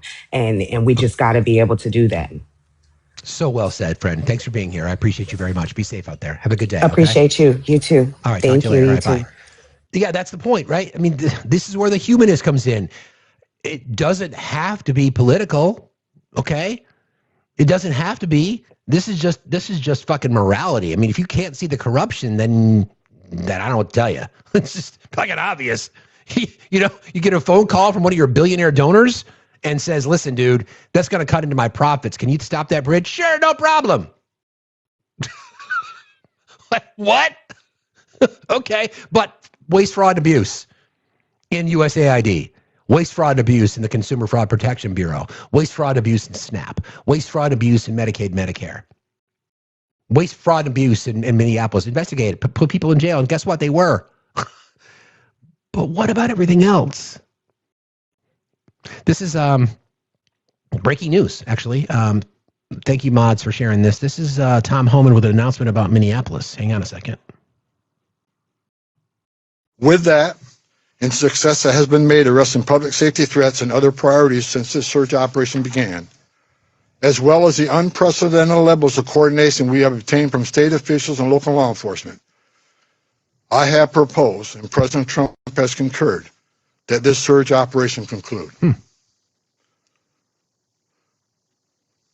A significant drawdown has already been underway this week and will continue through the next week. We have a lot of work to do across this country to remove public safety risk who shouldn't even be in this country, and to deliver on President Trump's promise for strong border security and mass deportation. Law enforcement officers drawn down from this surge operation will either return to the duty stations or be assigned elsewhere to achieve just that. Okay. So you guys know me. I'm going to see the glass half full, as always. If we can,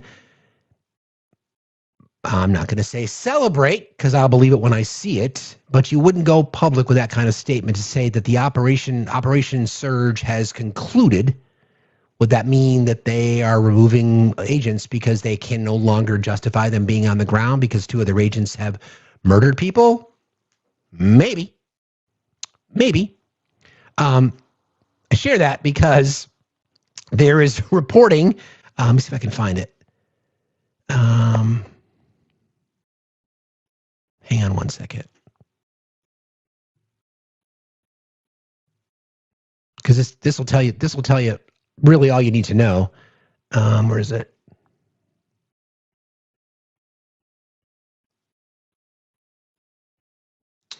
Hang on a second.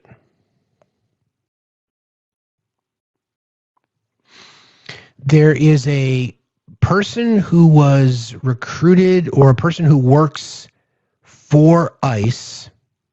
I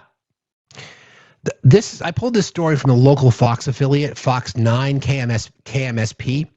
As I mentioned to you guys before, if you want to get your news, whether it be an ABC station or a Fox station or a CBS station, if you have an opportunity to get it locally, it's a better source, okay? Man who does ICE background checks arrested in Bloomington prostitution sting. 30 men were arrested in a recent prostitution sting in Bloomington, police announced on Tuesday. The sting took place over several days, beginning on February the 4th. Among the men arrested was a federal employee who Hodges says performs background checks for Homeland Security agents and ICE officers. Bloomington police say they arrested a man who performs background checks for federal agents, including the Department of DHS and ICE, during a recent prostitution sting that netted the arrests of 29 other men. Bloomington Police Chief Booker Hodges announced the arrest of 30 men caught during a prostitution sting during a news conference on Tuesday. Hodges said, quote, Operation Looking for Love in All the Wrong Places, took place over the course of several days beginning on February the 4th. Among the people arrested, Chief Hodges said, was a worker who was tasked with doing background checks for federal employees, including DHS and ICE officers. Speaking with members of the media about the sting, Hodges said, quote, the federal government has a certain agency that does all their backgrounds. The Department of Defense, he works for them. So he does all of ICE backgrounds as well, HSI backgrounds, FBI. Whenever anyone needs a security clearance, he's one of the people who does it, not just specific to ICE, other federal agencies too.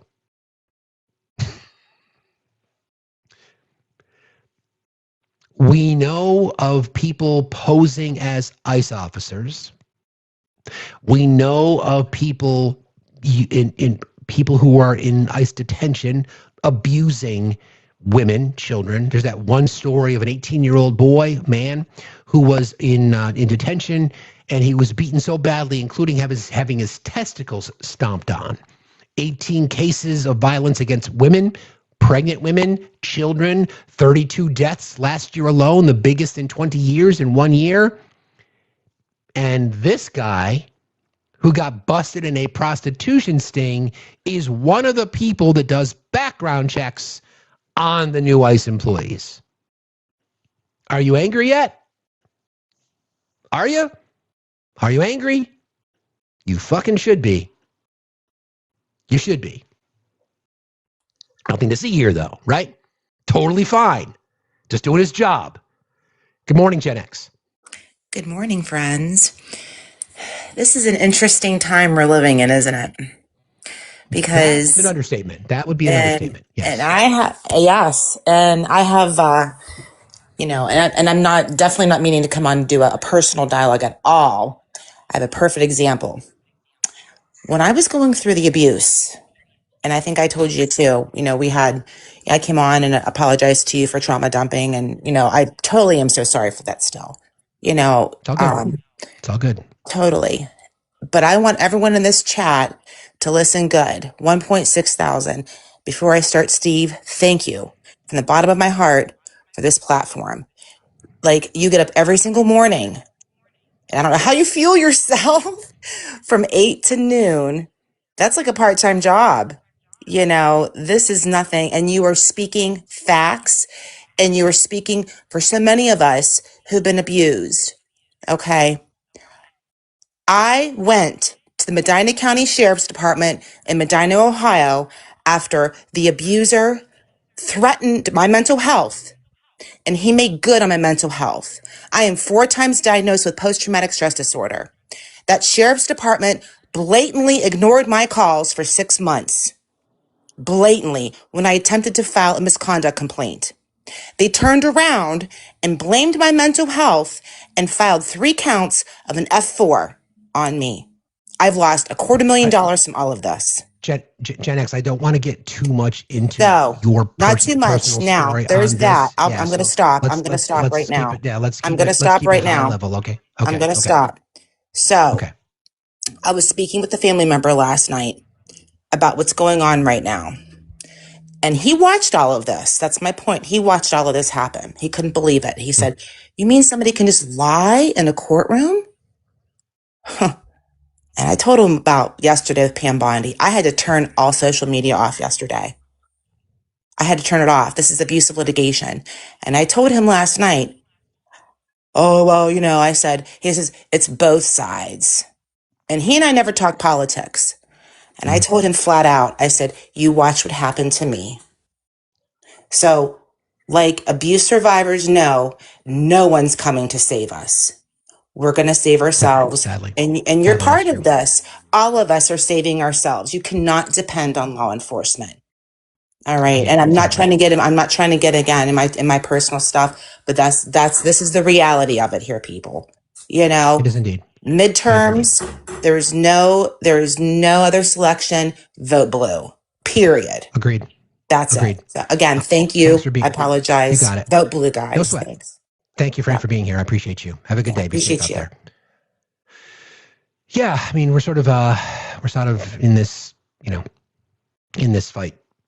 That's the whole point of do something, right? Again, we saw what we saw yesterday. We saw the obvious disdain for justice. We saw the predators being protected. Meanwhile, the survivors are 10 feet, not even 10 feet behind her, 10 feet at most, sitting there, 10 feet behind her. And members of the committee literally had asked, hey, can you stand up? Can you face the women behind you and tell them you're sorry? Because their names were exposed and they shouldn't have been. And she couldn't do it. That should tell you a lot. I hope it tells you enough to get angry and to do something, right? Isn't that the point? Who are we fighting for if we can't fight for the innocent? Kenneth, how are you today? Kenneth, are you there? Kenneth? Kenneth going once? Okay. All right. A couple other little things here. I also want to play a little bit of Lawrence O'Donnell's been doing a lot of great journalism recently, but this was an interesting moment. While Pam Bondi was doing her dog and pony show, the president is running out of the president is running out of safe spaces to go. So he looks for people like Larry Kudlow. Larry Kudlow is used to be respected as an economist, and now he's a talking head on Fox, and it's just this is crazy. Those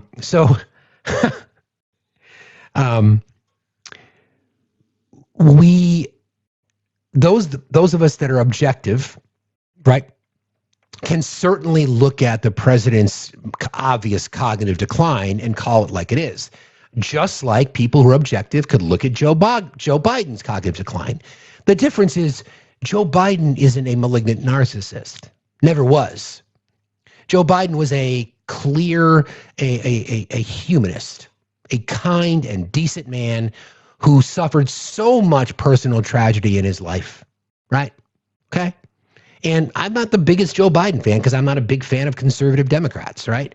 But I can respect his humanity. He's just a decent, good, caring person. And we can all say that objectively. And we watched him the fact that he's old. And I wish him well. He's got stage 4 cancer. It's likely gonna take his life. Okay, we know that. Unlike the current president of the United States, who is, people talk about confabulation, where they fill their brain, I think it's frontal temporal dementia. If there's any physicians and or nurses, if I got that wrong, FTD, I think that's what's referred to as frontal temporal dementia, is some of the things they've been talking about that he might be suffering with based on obvious signs. Is that FTD? Thank you, Grant. I know that. We're going to talk about that in a second, MZ. And because of the way he stands, he's got that lean, all these kinds of signs, right? Frontal temporal dementia. Yes, exactly. Thank you. So he sits down with Larry Kudlow, and he tells this little story. I had an incident with a very nice country, Switzerland. They were paying no tariffs, sending stuff over here like nobody could believe. And we had a $42 billion deficit. And we weren't taking anything. I said, well, we have to do something because we have to even that up a little bit. I didn't have to get everything at one time. So I put on a 30% tariff, which is very low. Still, we were having a big deficit, but it was half the deficit. Okay. Then I got an emergency call from, I believe, the Prime Minister of Switzerland, and she was very aggressive, but nice, but very aggressive. Sir, we are a small country. We can't do this. We can't do this. I couldn't get her off the phone. We are a small country. I said, you may be a small country, but we have a $42 billion deficit with you. No, we are a small country. Again and again and again. I couldn't get her off the phone. So it was at 30%. And I didn't really like the way she talked to us. And so instead of giving her a reduction, I raised it to 39%. And then I got inundated by people from Switzerland. And I figured, you know what? We'll do something that's a little bit more palatable, at least now. But I realized that all these, Switzerland you think of as, ultra, chic, ultra perfect, everything. They're not. They're only that way because we allow them to rip us off and make all this money. Okay.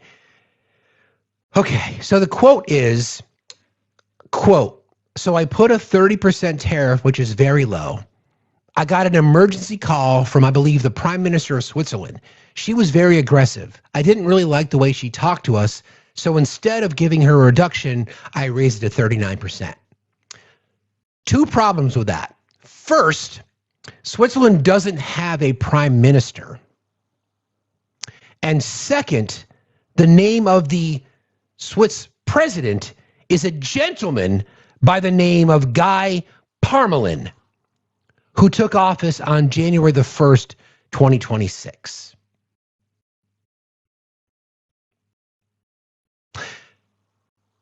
Yeah.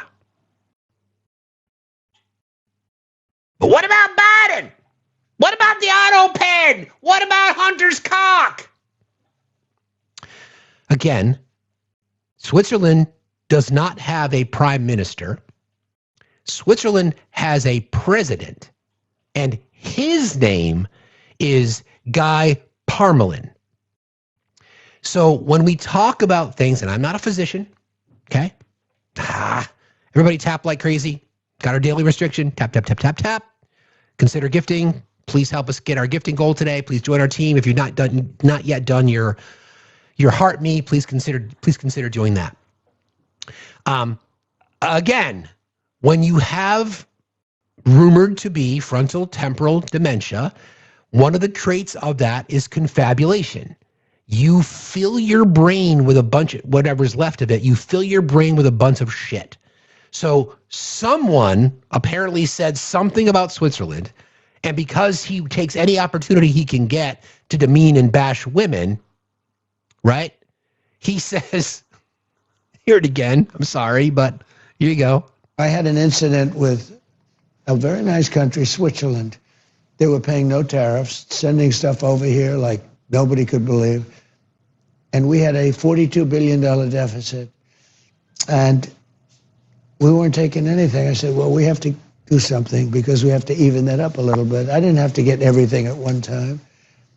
So I put on a 30% tariff, which is very low. Still, we were having a big deficit, but it was half the deficit. Oh, yeah. Totally. And I got an emergency call from, I believe, the Prime Minister of Switzerland, and she was very aggressive, but nice, but very aggressive. Sir, we are a small country. Again, Switzerland does not have a prime minister. They have a president, and is a gentleman by the name of Guy Parmelin. Okay? Any comments from the MAGA peanut gallery? Stable genius? Oh, is that just the weave? Okay. I just wanted to check. I wasn't entirely sure. And then here is another moment in the sun for our president, of course, who's a stable genius and is nothing wrong with his mental health. Oval Office than me, and I'm proud to officially name the undisputed, when did this come out, Mr. Speaker? The undisputed champion of beautiful, clean coal. We have to proceed. Always, I don't use the word coal. You know, it needs a PR job because it had a bad reputation for a while. So we're not allowed to say the word coal anymore. It has to be preceded by beautiful, clean coal. Okay? We're cleaning it up. Very good. And the cult just fucking cheers. Here it is again. But you've never had a better friend in the Oval Office than me, and I'm proud to officially name the undisputed, when did this come out, Mr. Speaker? The undisputed champion of beautiful, clean coal. Okay. I'm glad I heard that. Okay. Yeah, that's fine. That's totally fine. He's totally good. Finger on the button. Hi. How are you today? Good morning. It reminds me of it. It calls for Family Guy. It just reminds me of the scene. Good point. Where Walford Brimley has diabetes, and he's like, then I hit my wife, Then I found out my wife's been dead for 10 years. Who the hell did I hit?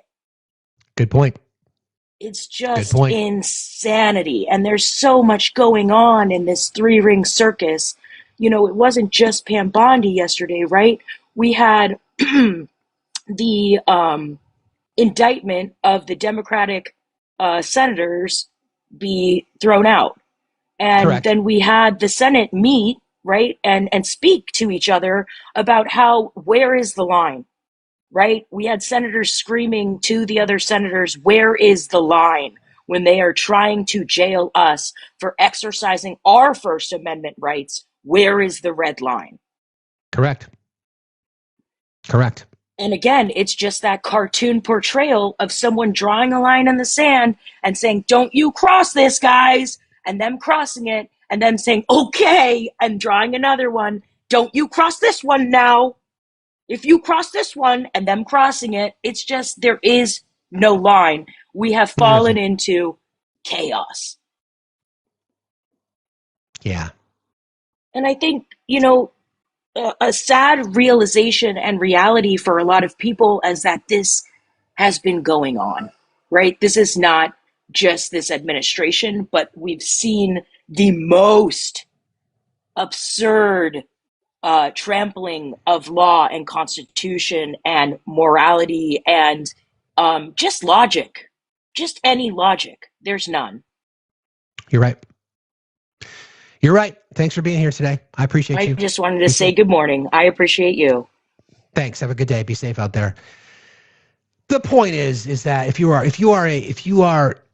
aging, you're old, you're in failing health, your brain is shot, you brag about taking cognitive tests all the time, and the fact that you have to take them cognitive tests all the time, you acing them or you claiming that they're hard is a problem in and of itself. For 4 fucking years, all we listened to and all we fucking heard was Sleepy Joe and Joe's got dementia, and there's nothing like this at all. The fundamental difference between those two gentlemen, right? Aging white men, which by the way should tell us that we don't want to have any more aging white men in power, is that Joe Biden is a decent human being, a kind, caring man. And Donald Trump is a pathetic piece of fucking shit. A corrupt con man who abuses women. A vile, disgusting, just inhumane, just absolute. There's not enough words, and I'm good with words. There's just not enough. Not enough. I'm going to take a little break from that, and I want to give Lawrence O'Donnell a little bit of credit because he's been really doing a lot of great reporting yesterday. And this goes back to the tariff piece because we still have to think about that because there's going to be some serious decisions that are going to be made by the federal government, and it does look like the Supreme Court. It's seeming like it's going that way, that they're going to rule. Remember, the president used what's referred to as IEPA. I think it's the International Economic Emergency Powers Act. That you can say, I've got this power to use the tariffs if it's a true national security threat. And there's nothing in the tariff plans and the tariff doctrines that claim that. Nothing. So I think it's going to be overruled. And the question then becomes, who's going to enrich themselves? We know Howard Lutnick's already hedging his bet. So this is Lawrence talking about the whole tariff. Well, the possibility of a relentlessly stupid person becoming president of the United States has been underexplored by screenwriters. And then Donald Trump came along and went far beyond what Hollywood could ever imagine in the presidency. Prior to Donald Trump, the challenge for screenwriters and fiction writers would have been, first of all, how could a profoundly stupid person be elected president of the United States? And then, how could a profoundly stupid person get through a day on the job as president? The fictional president, played brilliantly by Martin Sheen on NBC's Emmy-winning series The West Wing, was a wise and carefully thoughtful president for whom I wrote several episode scripts over 7 years of that series. And if I were writing the character of a stupid president in a script, I would simply have had the stupid president completely rely on a smart White House staff and a smart cabinet and just hide behind those people. And absolutely, and I mean absolutely, never talk to the press. Because a stupid president's stupidity would be immediately exposed by the White House press corps. And on that point, I would have been very wrong, because it turns out the stupidest presidency in American history has the stupidest White House press corps in American history, as far as we can tell. Yeah. And the press corps have become accessories, as they proved again today. No one could have imagined that if we get the stupidest president in history, we would also get the stupidest White House press corps collectively in history. But that is where we are. Some individual members of the White House press corps, and I want to stress this, remain excellent at their jobs. But they frequently don't get to ask Donald Trump a question in the elbow-to-elbow question competition that occurs when Donald Trump invites them into the Oval Office, or, as it was today, in the cabinet room. And it was the first time the Trump cabinet has met since Elon Musk left his position that wasn't actually a cabinet position, but that granted him a seat at the table in Trump cabinet meetings, absurdly, which those Trump cabinet meetings have consistently been the most ridiculous cabinet meeting. This goes back a while. I just wanted to play this because it goes back to how far and how long he's been lying about tariffs. In the history of the cabinet. Today, Donald Trump's accessories were allowed into the room to ask some questions. The White House press corps have become accessories in more than one sense. There is the criminal law concept of accessories, and there is the fashion notion of accessories. Donald Trump turns White House reporters into both versions of that word, accessories.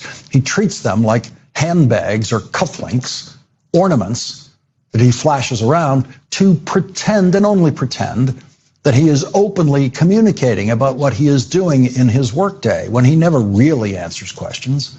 And so that is never true. And Donald Trump uses the press corps as accessories before and after the fact of his lies. Donald Trump uses White House reporters to evade questions asked by other White House reporters. He plays them for clowns, and they have no idea how to resist it. And I have to admit, if I were in the White House press corps, I'm not sure I would figure out how to resist it, except to maybe yell out some question about Donald Trump lying about something, and then I wouldn't be in the White House press corps anymore. I would be shown out the door, and that would be the end of that. The worst.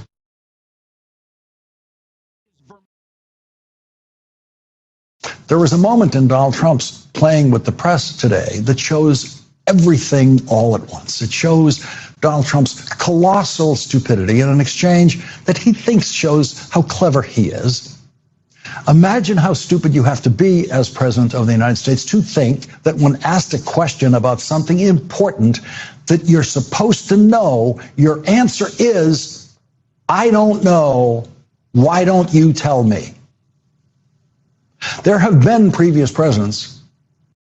Say it with me, friends. What about Biden? What about Biden? Biden only took one question. What about Biden? Trump lies every time he opens his mouth. Yeah, but what about Biden? He only took one question. Trump's name is in the e-files like 1,000,000 times. Yeah, but what about Biden and the auto pen? Bro, do you think that's a flex? do you think that's a flex? My guy, that's more reflective of you, not us. Good try, though. Who have been asked questions that they didn't know the answer to, which they should have known the answer to, and not one of them said, I don't know, why don't you tell me? Because none of them are as stupid as Donald Trump. Only Donald Trump could do that. And only Donald Trump has been able to beat down and humiliate White House reporters to the point where they take that for an answer meekly and shut up, which is exactly what happened today.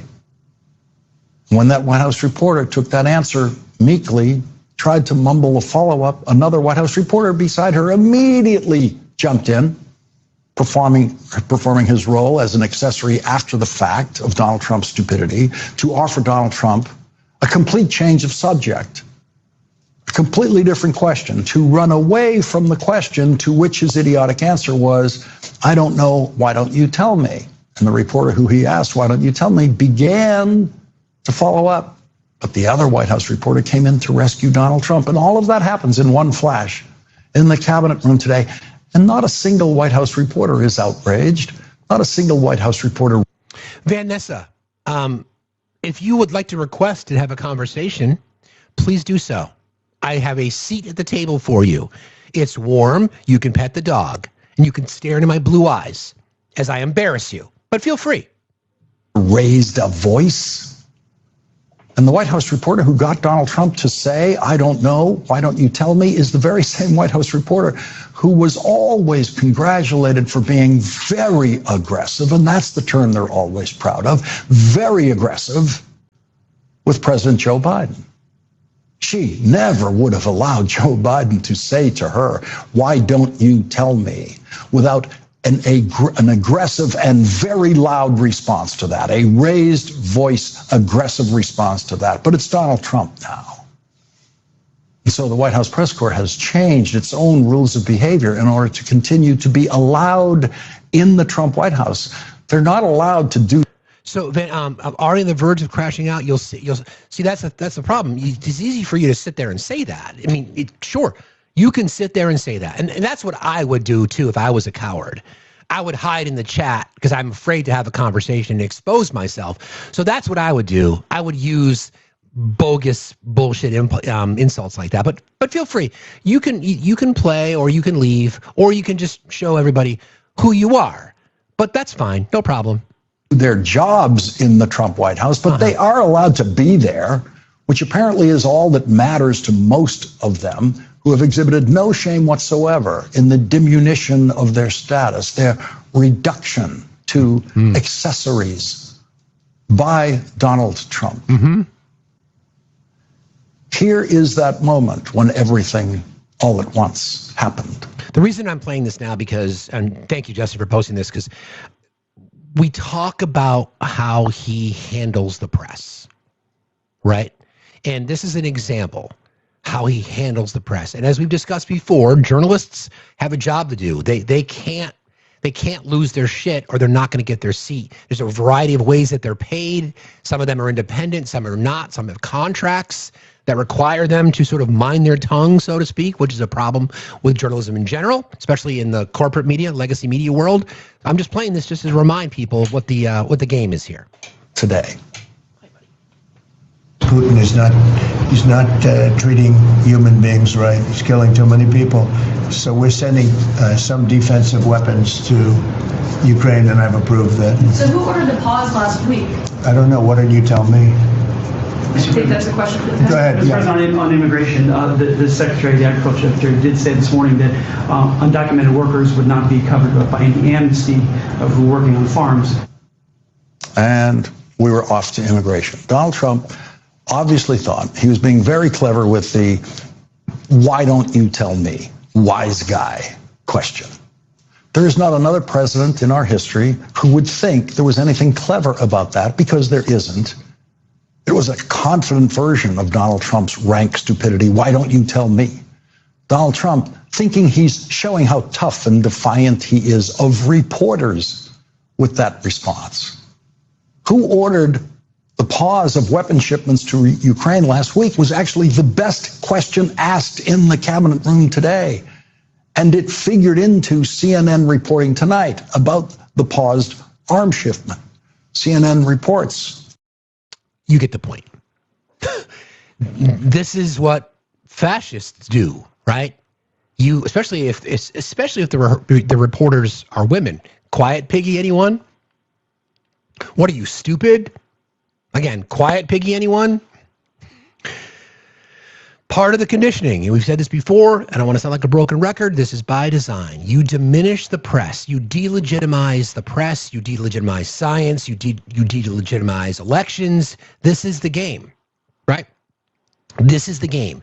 So when you go to Georgia based on a tip that you have that somebody that's in your administration, a person who's been an election denier ever since, you put this person in a prominent role in your inner circle. You tell the president, who's a malignant narcissist, who just wants to be told what is true. Not what is true. He just wants to be told what he wants to hear.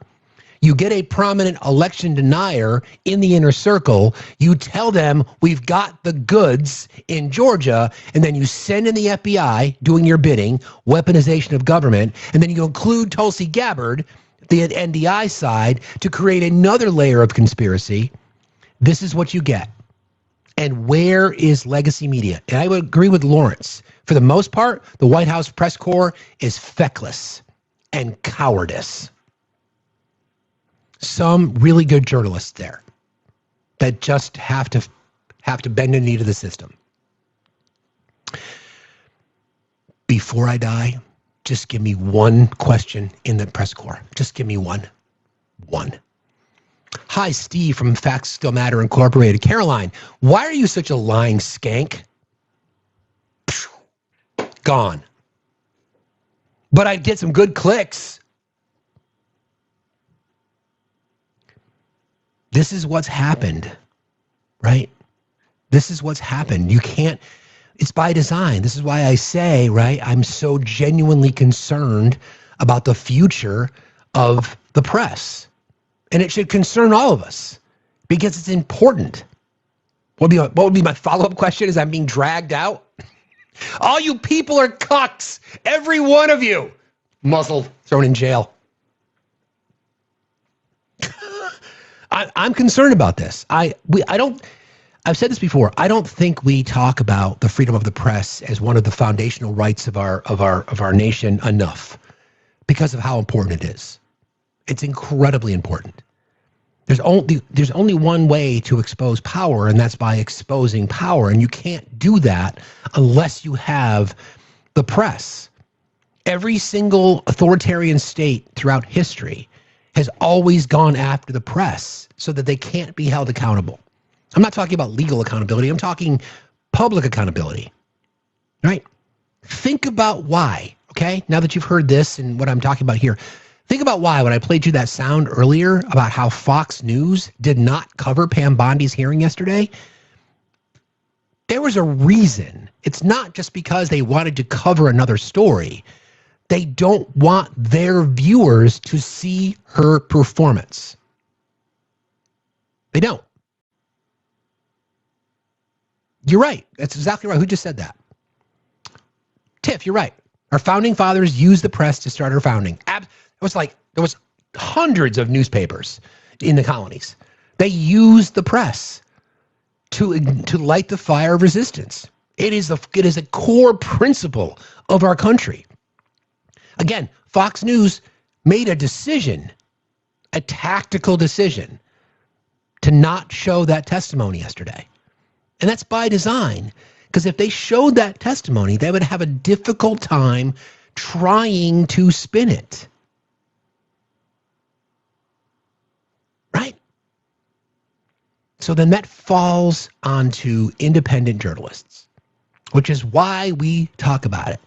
Our suppression comes from the apps that we use, right?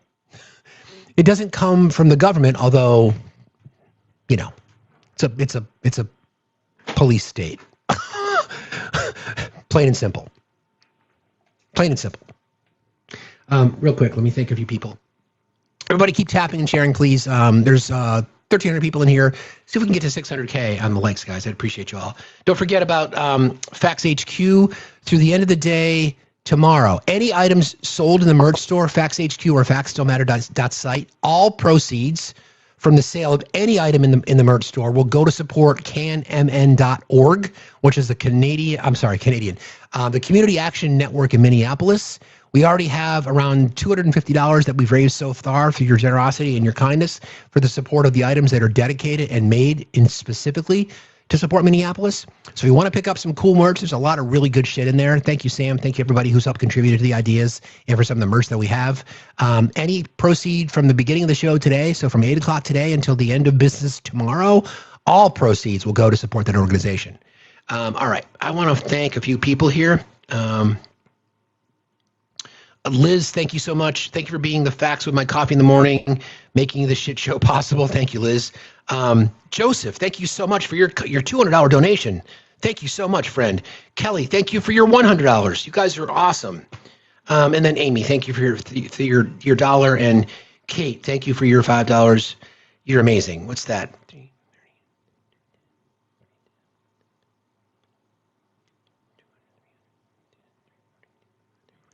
I have to do math in my head. Okay, hang on a second. I'm going to round it up.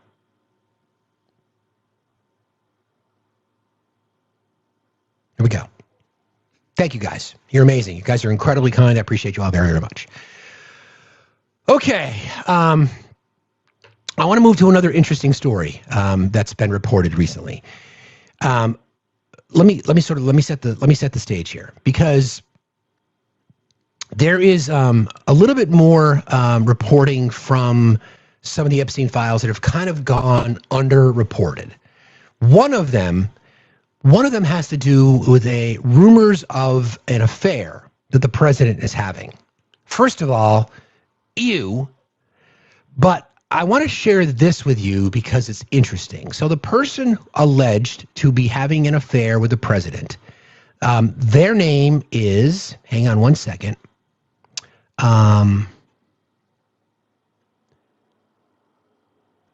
Natalie Harp. Okay. This is Natalie Harp. Now, at first glance, I think it's easy for a lot of us to make some obvious notes, right? That she fits the type, doesn't she? Think of the people that are around him, that are closest to him, right? It's Pam Bondi, it's Caroline Leavitt, and now it's Natalie Harp. Looks like his daughter, Pam's twin. The Trump family is constantly inundated with affair rumors, and unsurprisingly, most of them involve President Trump. Years after speculation surrounding Trump and Nikki Haley's relationship, the president's name has been linked to a much younger woman in his orbit. Natalie Harp, an executive assistant who started her tenure with Trump in 2022. Harp has been described as being vital to Trump's day-to-day endeavors. Quote, I text her if I need to get to the president, said Senator John Barrasso, who told Fox in a 2024 piece about the assistant, adding, if he doesn't pick up the phone, I know to go to Natalie, and he gets the message. Senator Lindsey Graham added, you want to get something to the president? She's the person to talk to. Unfortunately, Harp's direct access to the president and obsession with him, more on that later, has spawned years of affair rumors between the two. Although nothing has ever been confirmed, plenty has been suggested. An image of Harp in the Oval Office with Trump from January 8th only ignited rumors, or she's seen, being close to his desk.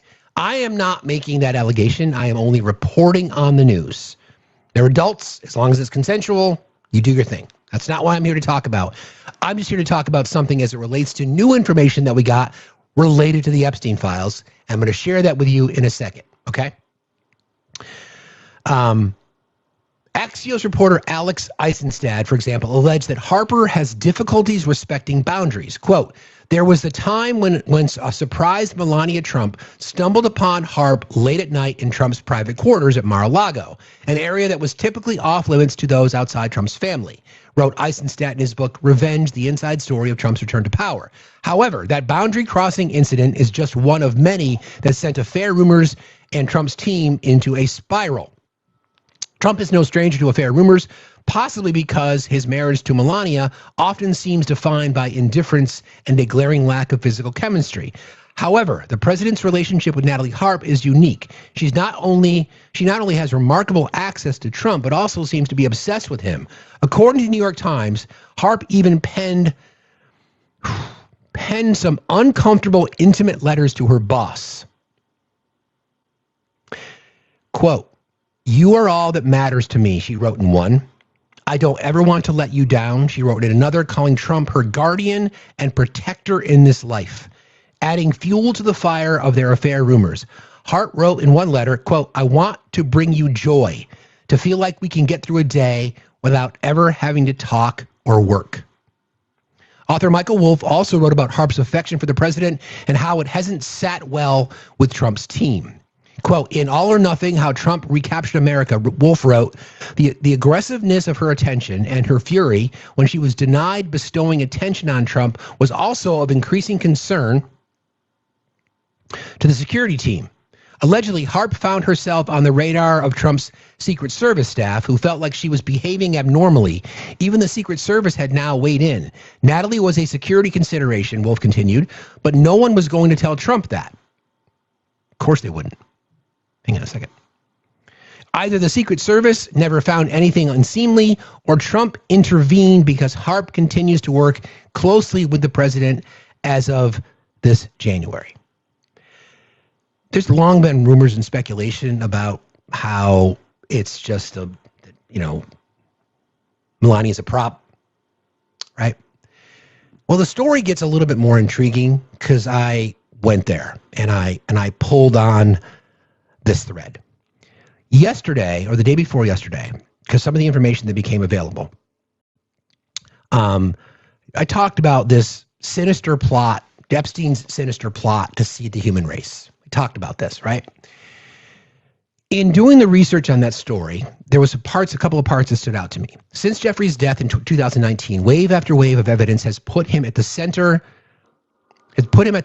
of a wide-ranging network of sex, money, and influence involving the world's richest and most powerful men that, of course, are being protected by our Department of Justice. You know the story. 3 million documents released by the U.S. Department of Justice last week show that, as well as his criminal sexual proclivities, the convicted sex offender was also obsessed with genetics and improving the human race. You probably know where I'm going with this, but bear with me. The new files reveal racist and sexist conversations, as well as a fascination with transhumanism, a branch of philosophy that incorporates eugenist ideas and artificial intelligence. Epstein was also in advanced discussions about funding a gene editing company and preoccupied with certain racial characteristics such as blue eyes. Among the most galling exchanges are those connected to race. Epstein, who was first convicted in 2008, speaks freely of his belief that black people are genetically predisposed to be less intellectually developed than whites. In one 2016 email to Noam Chomsky, hang on, my computer just froze. Epstein, who was first convicted in 2008, speaks freely of his belief that black people are genetically predisposed to be less intellectually developed than whites. In one 2016 email to Noam Chomsky, the linguist and activist, Epstein states that the test score gap amongst African Americans is well documented, and that making things better might require accepting some uncomfortable facts. That story, right? If you think about what Epstein was into, including funding science programs, big donors that he gave a lot of money to that worked in obstetrics and gynecology. We talk about the experimentation that he did.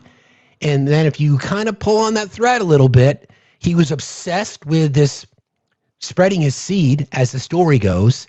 And then you look at the people that Donald Trump surrounds himself with, blonde-haired, blue-eyed women, right?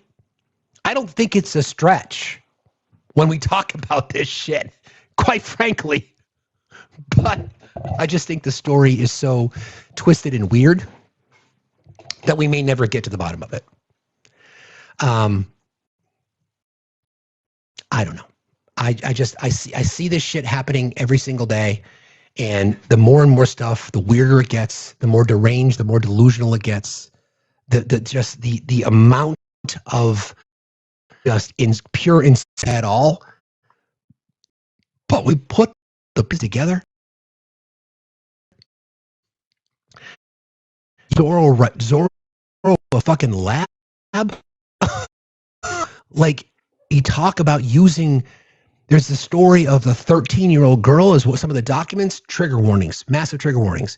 Story of a 13-year-old girl that was spread-eagled naked outside, and they used magnifying glasses to burn her skin.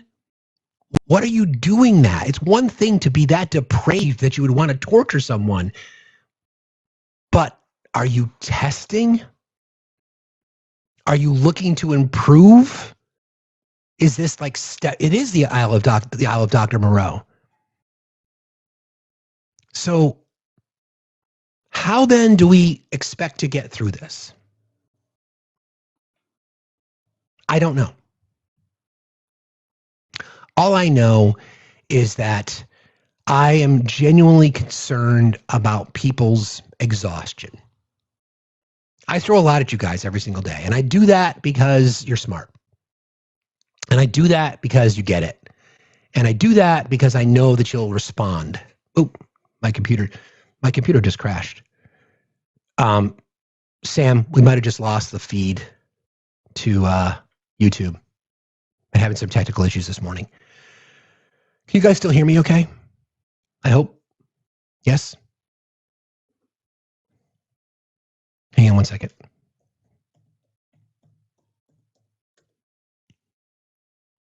Hang on one second. Good, you hear me? Okay. Good on TT. All right, let me just do this real quick.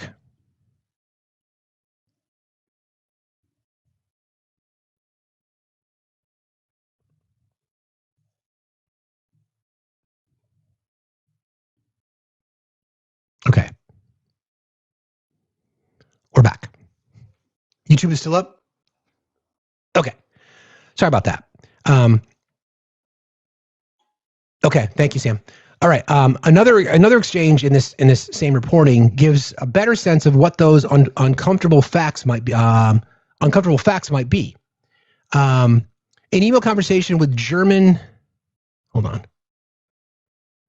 An email conversation with a German cognitive scientist, Joshua Bach, an influential figure in AI who was working at MIT at the time, where he had received a 300,000 pound donation from Epstein, implies that Epstein was interested in the possibility of genetically modifying black people to make them smarter. In one message written to Epstein in July of 2016, Bach wrote, quote, "If I understand correctly, you're suggesting you might be able to make blacks smarter by changing the time for motor layer development." This is the email. No worry, if I understand you are suggesting that there are layers 1 through N, let's call them L1 through Ln. There are times at T1 and Tn, and then conjecture that changing the time correlations be able to make blacks smarter by changing the time for motor layer development and changing the time for other layers. Like telomeres for the cell. Are there equivalents for layers? Blah, blah, blah, technical speak. The conversation appears to be based on a pseudo neuroscientific belief that there are layers to cognitive development. In the exchange, Bach argues that black children's motor skills develop faster than white children's, apparently at the cost of more advanced development. He asserts that this is because Africans are adapted to a more running, hunting style of life compared to Europeans who are adapted to deferring pleasure as part of agriculture. In their exchange, Epstein accepts the arguments and goes on to assert gender differences too, moving from racism to sexism. Later, Bach suggests that mass deaths of elderly or the infirm might be a good thing.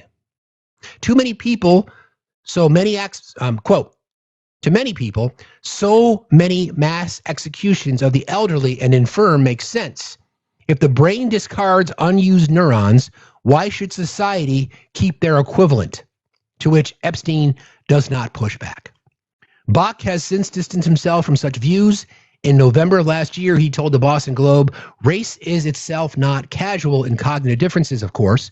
And later, research brought me to my current view that race is not casual for differences in development, and race is not a determinant of IQ in children and adults. Epstein's initial conduit into the world of science was reportedly John Brockman, a literary agent who represented popular science writers, including Jared Diamond and Richard Dawkins. They met in 2004 at a dinner at the Brockman Institute in California. Again, it's just fucking weird. Epstein also made regular payments to Ohio State head of gynecology, records show. Convicted offender J.E. paid Ohio State University's head of gynecology quarterly payments of thousands of dollars. Department of Justice files show. This, again, information that came out in the Epstein files. Mark Landon, a physician and a professor at OSU and the chair of the obstetrics and gynecology department, received a quarterly payment of thousands of dollars from Jeffrey in the early 2000s. According to released files, Landon received as much as $25,000 every few months. Landon told NBC4 the payments were for consulting work and he had no knowledge of Epstein's crimes. Let's see, what's the date on that? 2004? Okay. Along with quarterly payments, Landon also received at least 10 packages from Epstein or his associates between June 28, 2001 and April 12, 2005. In all, Epstein spent more than $200 mailing items to Landon's Columbus home. The files did not detail what was mailed. On April 11, 2005, a man named Eric messaged Epstein and said, Dr. Landon's $25K quarterly payment is due. Please approve. A few hours later, Eric wrote that Epstein's company had billed Les and Abigail Wexner in advance, as we have in prior years, for the Landon payment. At the time, Wexner was Epstein's only public client, with Epstein helping Wexner manage the billions he made running the Limited and Victoria's Secret. Wexner is also the namesake for the Ohio State's Wexner Medical Center, where Landon has worked since 1987. The files include emails from Epstein discussing sending victims to gynecologists and arranging gynecological appointments. Most gynecologists Epstein's discussed were not named in the release files, and Landon was not tied to any victim references. Quote, I did not provide any clinical care for Jeffrey or any of his victims. I was a paid consultant for the New York Strategy Group regarding potential biotech investments from 2001 to 2005. I had no knowledge of any criminal activities. I find them reprehensible, and I feel terrible for his victims. Landon is still employed at Ohio State. I mean, what do we think of that? It's crazy. Don't forget, he had this network, right, where girls would get impregnated. He's talked about spreading his seed. They would get impregnated. They would be sent to a doctor. Ohio State Jim Jordan? Yeah, sure, Fraser. That's where my head goes too.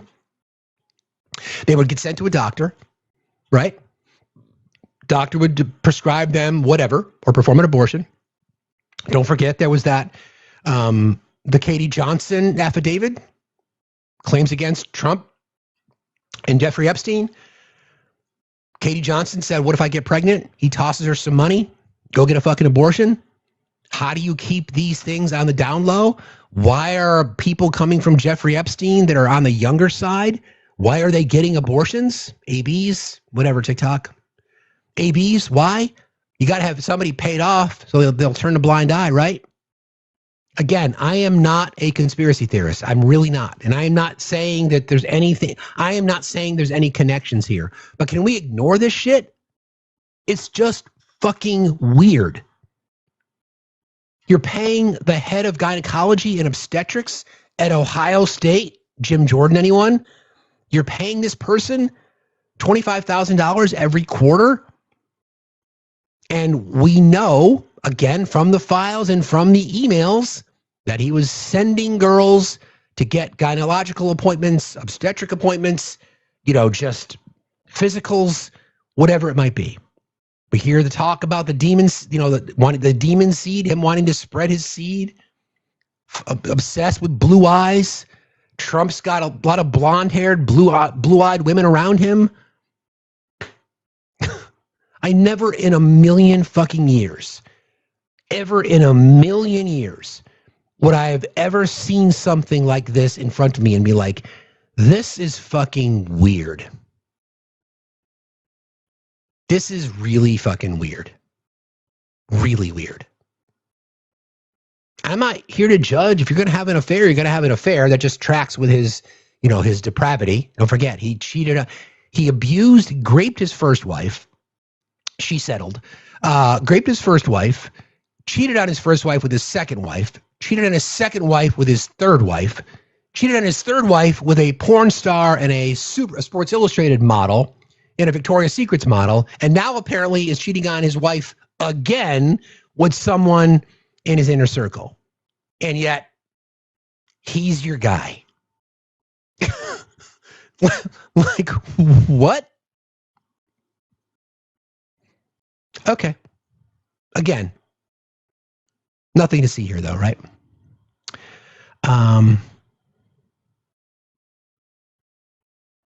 What is this? Okay. Anyway, kind of like JFK. JFK, yeah, I mean, JFK was a womanizer. No doubt about it. Absolutely. No doubt about it. No doubt about it. Bill Clinton, abuse of power.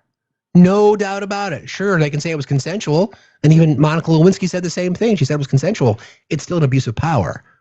It's the same fucking model. Men in positions of power using their power to influence women to get what they want. In many cases, it's sex. But this story with this Natalie Harp, right? This somebody new in the orbit. There's been rumors about this for a long time. I mean, I don't. It seems like there's,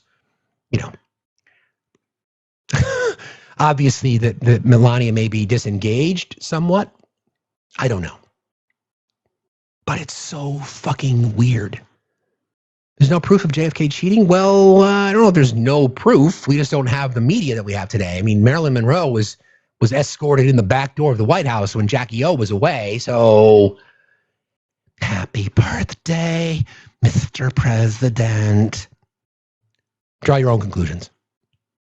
What men in power, especially white men in power, use that power to coerce, manipulate, and get from women what they want. And if they don't get what they want through consent, they'll just abuse them. And don't forget, what's the guy's name? Who's the producer of the Melania movie? He's in the files. So, I mean, here we go. Okay. Let me see if I have this. No, is this what did I do this already? I think I did this already. If you think being available all the time helps your career. Hold on. It does not. I got to fix this now. Everything crashed. Sorry about that. Brett Ratner, thank you.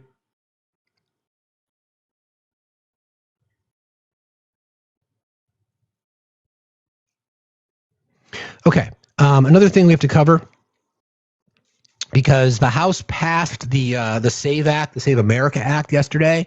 Henry Cuellar, the only Democrat that voted to support it. Cuellar is the guy that the president pardoned. We'll talk about that in a moment. But it now falls to the Senate. And Lisa Murkowski came out yesterday, and she seems like she's against it. So I don't expect it to go anywhere, but you need to make sure you're calling your senators, all of them, and make sure that they do not vote to take away the rights of people, because it's not protecting anybody. It's taking the rights away from people. So this is John Thune being pressed on this topic. Leader Thune, good afternoon.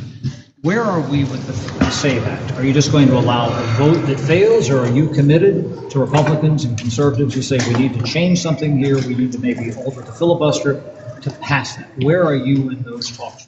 We're having a very robust conversation among our Senate Republican colleagues about the path forward. I think most are supporters of, I certainly am, of the SAVE Act and what it attempts to accomplish. We have a similar law in my state of South Dakota that requires a showing of an ID in order to vote. And that's something that I think ought to be applied across the country. You ought to be able to prove that you're a citizen of this country in order to be able to vote. How we get to that vote remains to be seen. It seems like a real challenge, though. I mean, especially when you have people saying you got to change the filibuster, something that you're not willing to do at this stage. Well, it's not just me not being willing to do it. There aren't anywhere close to the votes, not even close, to nuking the filibuster. And so that idea is something, although it continues to be put out there, is something that doesn't have a future. So is there another way of getting there? We'll see. That's the game, right? Yeah, the SAVE Act was part of Project 2025. I mean, it's been voted on numerous times. It's passed the House numerous times. Here it is again, passed the House. It's not going to go anywhere in the Senate. They're not going to get the votes. This is not filibuster proof. And we know that the Republicans do not want to nuke the filibuster. They do not want, because they know what's coming if they do. Personally, I've said this before, I despise a filibuster. I think if you're in the majority, that should give you power to wield. So if I were the leadership in the Senate, if I was the Senate majority leader, I would be rallying my caucus, and this is what we're doing. We are ending the filibuster. And when we do so, we are going to vote on making D.C. a state. We are going to vote on expanding the Supreme Court. We are going to vote on passing legislation to address firearm violence. We are going to vote on et cetera, et cetera, et cetera. And I've said this before, if we've learned one thing from the Trump administration, if we learned one thing, the way in which he chooses to govern is with a sledgehammer. I want a jackhammer. If that's the game they want to play, then fucking play it. Small d democratic institutions, be damned. Blow the fucking shit up. But do it for good. Do it for good. Do things that will help people. Vote on raising the federal minimum wage. Don't worry about going through reconciliation and pass a budget that goes after tax cheats, that increases the corporate tax rate, that raises the top marginalized rate. Introduce legislation in the House where we talk about Medicare for all, banning Citizens United. All these things the filibuster holds us up on. Now, I understand it. I understand where it came from. Like, you don't want to exclude the minority vote, the minority voice. Fuck it. I'm done. Fucking done with it. I'm done. I'm done. I'm done playing nice, because I ain't nice. I'm kind. I'm done. I'm fucking done. And I think this is what people want to see. So then the question is, who is going to be the new Democratic leader? Because it ain't going to be Chuck Schumer, I can tell you that. Not on my fucking watch. That fucking dinosaur needs to go. He needs to go bye-bye. See ya, Chuck. See ya. I want some new blood. I'm going to give you a name, okay? I'm going to give you a name. And I think this name is an interesting one to consider to be the Senate Majority Leader when the Democrats take the Senate. And that's Mark Kelly. And that's recently come to me. And the reason I say that is because he's highly respected. Highly respected. Raskin's not in the Senate. He's in the House. Highly respected man. And I believe that you could get some compromise from the right. But if you didn't, I firmly believe that Mark Kelly would say, fuck this shit. Yes, he's a moderate, but he gets it. And let's be real. To govern requires a bit of moderation. But he's certainly, Chris Murphy, yeah, that's another name. Absolutely. It's another name. There's a couple other wild cards. I won't go there just yet. But that would be somebody that I would really like to see. Mark Kelly for president? Sure. But I would rather see him in the Senate as a Senate Majority Leader. And if I were there, he'd get my vote. Right? Veteran, astronaut, combat vet. Never mind just a veteran, a combat vet. Multiple sorties, got his plane shot at. Guy's a fucking hero. A fucking war hero. Right? Dropped everything in his life to take care of his wife who got shot. Right? Ossoff, I don't think Ossoff yet has the experience. I mean, in a few years, I'd like to see him run for president at one point. I think he's great. He's got the looks, got the smarts. Comes from Georgia, popular there. Kelly short on charisma? I don't think so. Ossoff or Kelly? Ossoff short on charisma?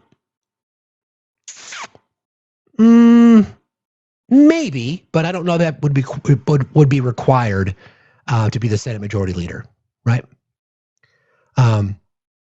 Anyway, those are the kinds of things that I'd like to see. So, long story short, on the SAVE Act, here we sit. APAC money, guys, listen, get over APAC money. I mean, just get over it. I think, sure, we don't want APAC funding campaigns. I agree. But like I've said a million times, we've got to stop this purity test crap. I get it. I understand. You got to get people in power who are willing to say, okay, let's introduce legislation that would ban all corporate PAC money. We've got to stop the purity test. Please, I'm asking people on the left, you got to look at harm reduction. If you look at a person like John Ossoff, and sure, he takes APAC money, okay? A lot do. What does John Ossoff do? Does he defend the rights for women? Does he defend the rights for marginalized communities? Does he stand to support public education? Does he believe that a woman's right should be a right to her body? Has he talked about firearm reform across the country? Those are all things that are important to all of us, right? If he takes APAC money, he takes APAC money. If you run down the list, if he's got 15 things on there that you like and he takes APAC money, are you going to say no? Are you going to say no? Why would you say no? This is what I'm talking about. We got to stop the purity test. Please. Got to stop the purity test. Harm reduction, exactly. Phaser, how are you today? I'm good. How are you? Fine, thank you. What's on your mind? I have been thinking this for a little while. I'm hoping, and I don't know what it would look like, but I'm hoping when we get enough people into, get back majority and things like that, that they introduce some kind of bills, legislation, whatever, to prevent the situation we're in right now from ever being able to happen again. Like we What have situation to, specifically? like we have to install a fail-safe somehow to where when the president is breaking the law left and right, that there are ways to go about removing him from power if, if they've got the whole Congress in their pocket, I'm to allow the things that have been happening to ever possibly happen again. We can't do that. We've got to figure out a way to put some kind of a loophole so that it's, a nonpartisan way of stopping the abundance of illegal activity that is happening. If that makes sense. It does. I think one way, and this is a wild fucking idea, but I'm going to throw it out there. One way would be that cabinet secretaries can no longer be appointed; they have to be elected. Yeah. Yeah. Then it's the will of the people, and then we have to accept that. If we truly believe in a system, right, then allow it to be the voice of the people and not appointments.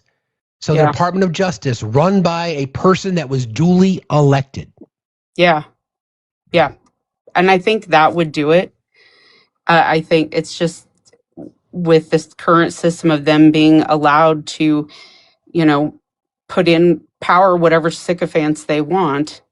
It is been the detriment to our country at this point. And I can see that, the forefathers probably never foresaw a complete narcissistic psycho getting into the office and trying to bring down the whole country. I think they never saw the people voting for that, but here we are.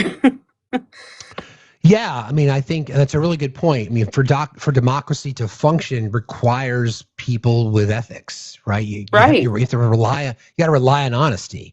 Yep. For any system, right? You got to rely on the people that are doing it, and that's why during the first Trump administration, he was surrounded by adults, and those adults didn't let him get away with some of the things that he wanted to get away with.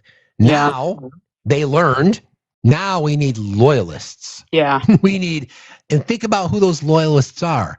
Kevin Warsh, who's likely to be the new Fed chairperson in the Epstein files. Steve Bannon in the Epstein files. Howard Nuttlick in the Epstein files, et cetera, et cetera, et cetera, et cetera. And then it's all webbed together with Peter Thiel and the Heritage Foundation and white nationalists. And it's Elon. so gross. It is indeed. It is indeed. This is the fight that's in front of us. Are you ready to fight? Yep. I've been working on stuff. So, all right. Thanks for being here. I Thanks. appreciate you. Have a good day. You got all right. Be You safe. too. Bye. Yeah, I mean, I've had this idea about this whole, like, we should be electing cabinet positions, right? Why not? Why not?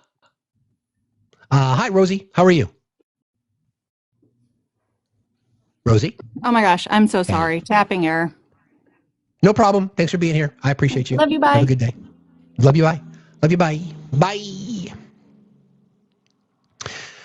This is what we talk about, wholesale changes, right? When we say, again, I'm a progressive and I teeter between the pragmatic progressive or the nihilistic progressive.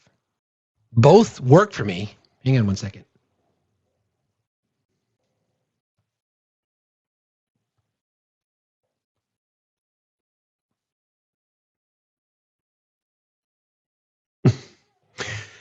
Anywho, I know, again, I know who suffers the most when the system crumbles, because it's already the people that are the bottom now, and the bottom layer is getting higher and higher. Now we know that white people in America can just be gunned down in cold blood, right? So no one is safe. Now we know that the DOJ is spying on members of Congress. Don't forget, we heard so much yesterday. I can't believe I didn't talk about this earlier.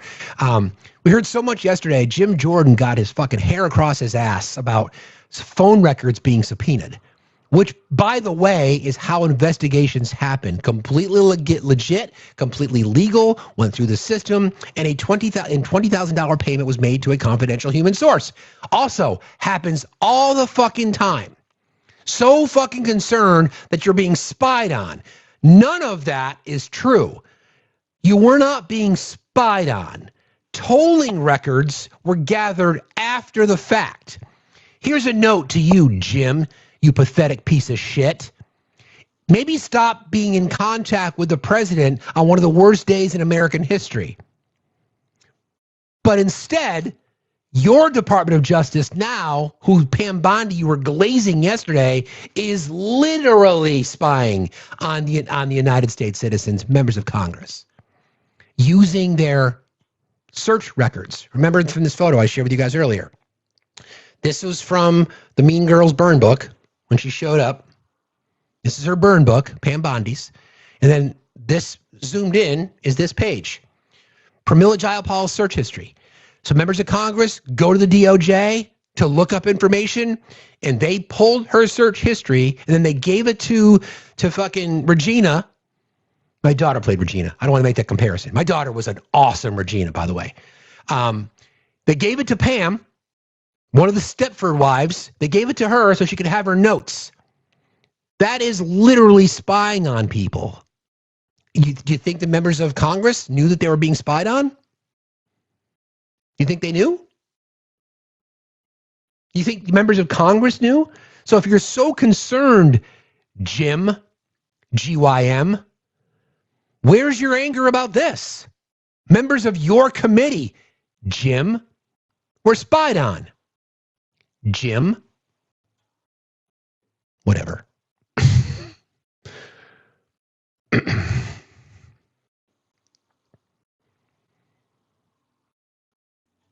Somebody requested. Guess not. Guess they left. Anyway, what is that list supposed to prove? What the list is supposed to prove? Are you asking seriously, Barbie? What this list is supposed to prove is that the Department of Justice used Pramila Jayapal's search history. So they went in and they said, what was it that she searched for? This is the list of items that Pramila Jayapal searched for. And then they prepared the burn book for Pam Bondi, which is this. And this was the book that she had, along with numerous other books, on her table that she was referring to. So that would be like your boss going into your search history and then using that against you. Now, I understand, right? I understand that companies have rules about things like this. Did they sign off on it? I got you, Barbie. I wasn't coming at you. I'm just trying to let people know. If I apologize, it's hard to tell these days. Apologies, Barbie. Seriously, I'm sincere. It's an apology. What this proves is it's even labeled Pramila Jayapal's search history. Right? Like, what are we fucking doing? What are we doing? And Jim Jordan's going to sit up there and rail against Jack Smith when Jack Smith fucking decimated him in that hearing? Seriously, yeah, chat. Everybody chill. Probably my fault. I'll take the heat for that, but everybody chill. All right? Namaste. Okay? Namaste right here and finish the show. But everybody chill. We're good. Don't take the bait. All right. Last couple things I want to get to before we end today. There's this story. This is another sad story. A British woman was unalived by her father because of his support for Donald Trump. A man shot his daughter at his home in the U.S. after the pair had an argument about Trump. This is how far we have fallen. Where's that picture? Lucy Harrison, a fashion buyer from Warrington in Cheshire, had been staying with her father, Chris Harrison, and his family in the Dallas, Texas suburb of Prosper when she died. An inquest into the 23-year-old's death is being held at Cheshire Coroner's Court in the UK. On Tuesday, Lucy's boyfriend, Sam Littler, told the inquest he had traveled with her to the U.S., where her father had moved when she was young for a holiday. He said Lucy would often become upset with her father when he spoke about his ownership of a gun. The inquest also heard that Mr. Harrison had previously been to rehab for alcohol addiction. On the morning of 10 January, when Lucy and Mr. Littler were due to return home to the UK, there was a big argument between Lucy and her dad about Mr. Trump, who was to be inaugurated as president, Mr. Littler said. Chris and Lucy ended up having quite a big argument, which led to Lucy running upstairs and being upset. He said Lucy had asked her father, quote, "How would you feel if I was the girl in that situation and that I had been sexually assaulted?" Mr. Harrison had replied that he had 2 other daughters who live with him, so it would not upset him that much. How many times have we heard that, right? He told the coroner's court that later that day, about half an hour before they were to leave to go to the airport, Lucy had been in the kitchen when her father took her by the hand and led her into his ground floor bedroom. About 15 seconds later, he heard a loud bang and then Mr. Harrison screaming for his wife, Heather, he said. Mr. Littler said, quote, "I remember running into the room and Lucy was lying on the floor near the entrance to the bathroom and Chris was just screaming just sort of nonsense." Ms. Harrison's mother, Jane Coates, said her daughter, who worked for fashion brand Boohoo, was a real force of life. She said she cared, she was passionate about things, she loved to have debates about things that meant a lot to her. Mr. Harrison did not attend the hearing to give evidence. Anna Samuel, representing him, made an application at the start of the hearing for Coroner Jacqueline Devenish to recuse herself in the case, saying a fair-minded observer may conclude there was a real possibility that she was biased. She said the inquest had been conducted in a manner more akin to a criminal investigation than a fact-finding inquiry. This is who we have become. Loyalty knows no bounds in the MAGA cult. It is absolute derangement that people have become so conditioned and indoctrinated into the MAGA cult that they are willing to take the life of their own child to defend him.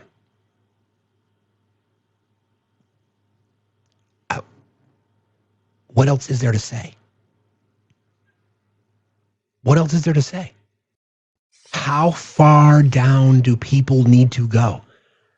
He had an argument with his daughter over the president, and he killed her because of it. Good morning, my friend. Good morning. How you doing? I'm all right. In light of the fact that I learned that the Dow Jones was $50,000 yesterday, yeah, I was yeah. I was inspired to write. So it's in the mod chat, and I emailed it to you. It's about 750 words, and it's about how the market is not the economy. So when you're ready, we'll set up a time and I'll just read it to the audience, and then maybe that'll get MAGA to come up here and tell a guy like me that I don't know what I'm talking about. That'd be great. You want to do it tomorrow? Yeah. For Free Speech Friday?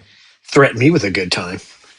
We're going to talk numbers and spreadsheets and shit. You want to see hey now, Obi get aroused? That's all it will take, you know? Pardon me while I shift in my chair. That's exactly right. Yeah, that'd be great, man. That'd be awesome. I think we talked, we just, you guys know, Obi and I kind of talked briefly offline about how, what does the $50,000 Dow Jones mean? Most of us understand, but who does it really benefit and why it's not really a good indicator about the health of our economy? So, yeah. What was really interesting about watching Performative Pam, double P. Not to be confused with the PP tape, but the other type of double P. Is that she reminds me of the person that wanted to join the drama club so desperately, but was literally the worst actor I had ever seen and had no honest emotion, was not able to control their inflections, wasn't able to project anything but fear and insecurity. That's all she did. The lashing out is so staged that she can't even read something and then say something. She is dumb as a stump.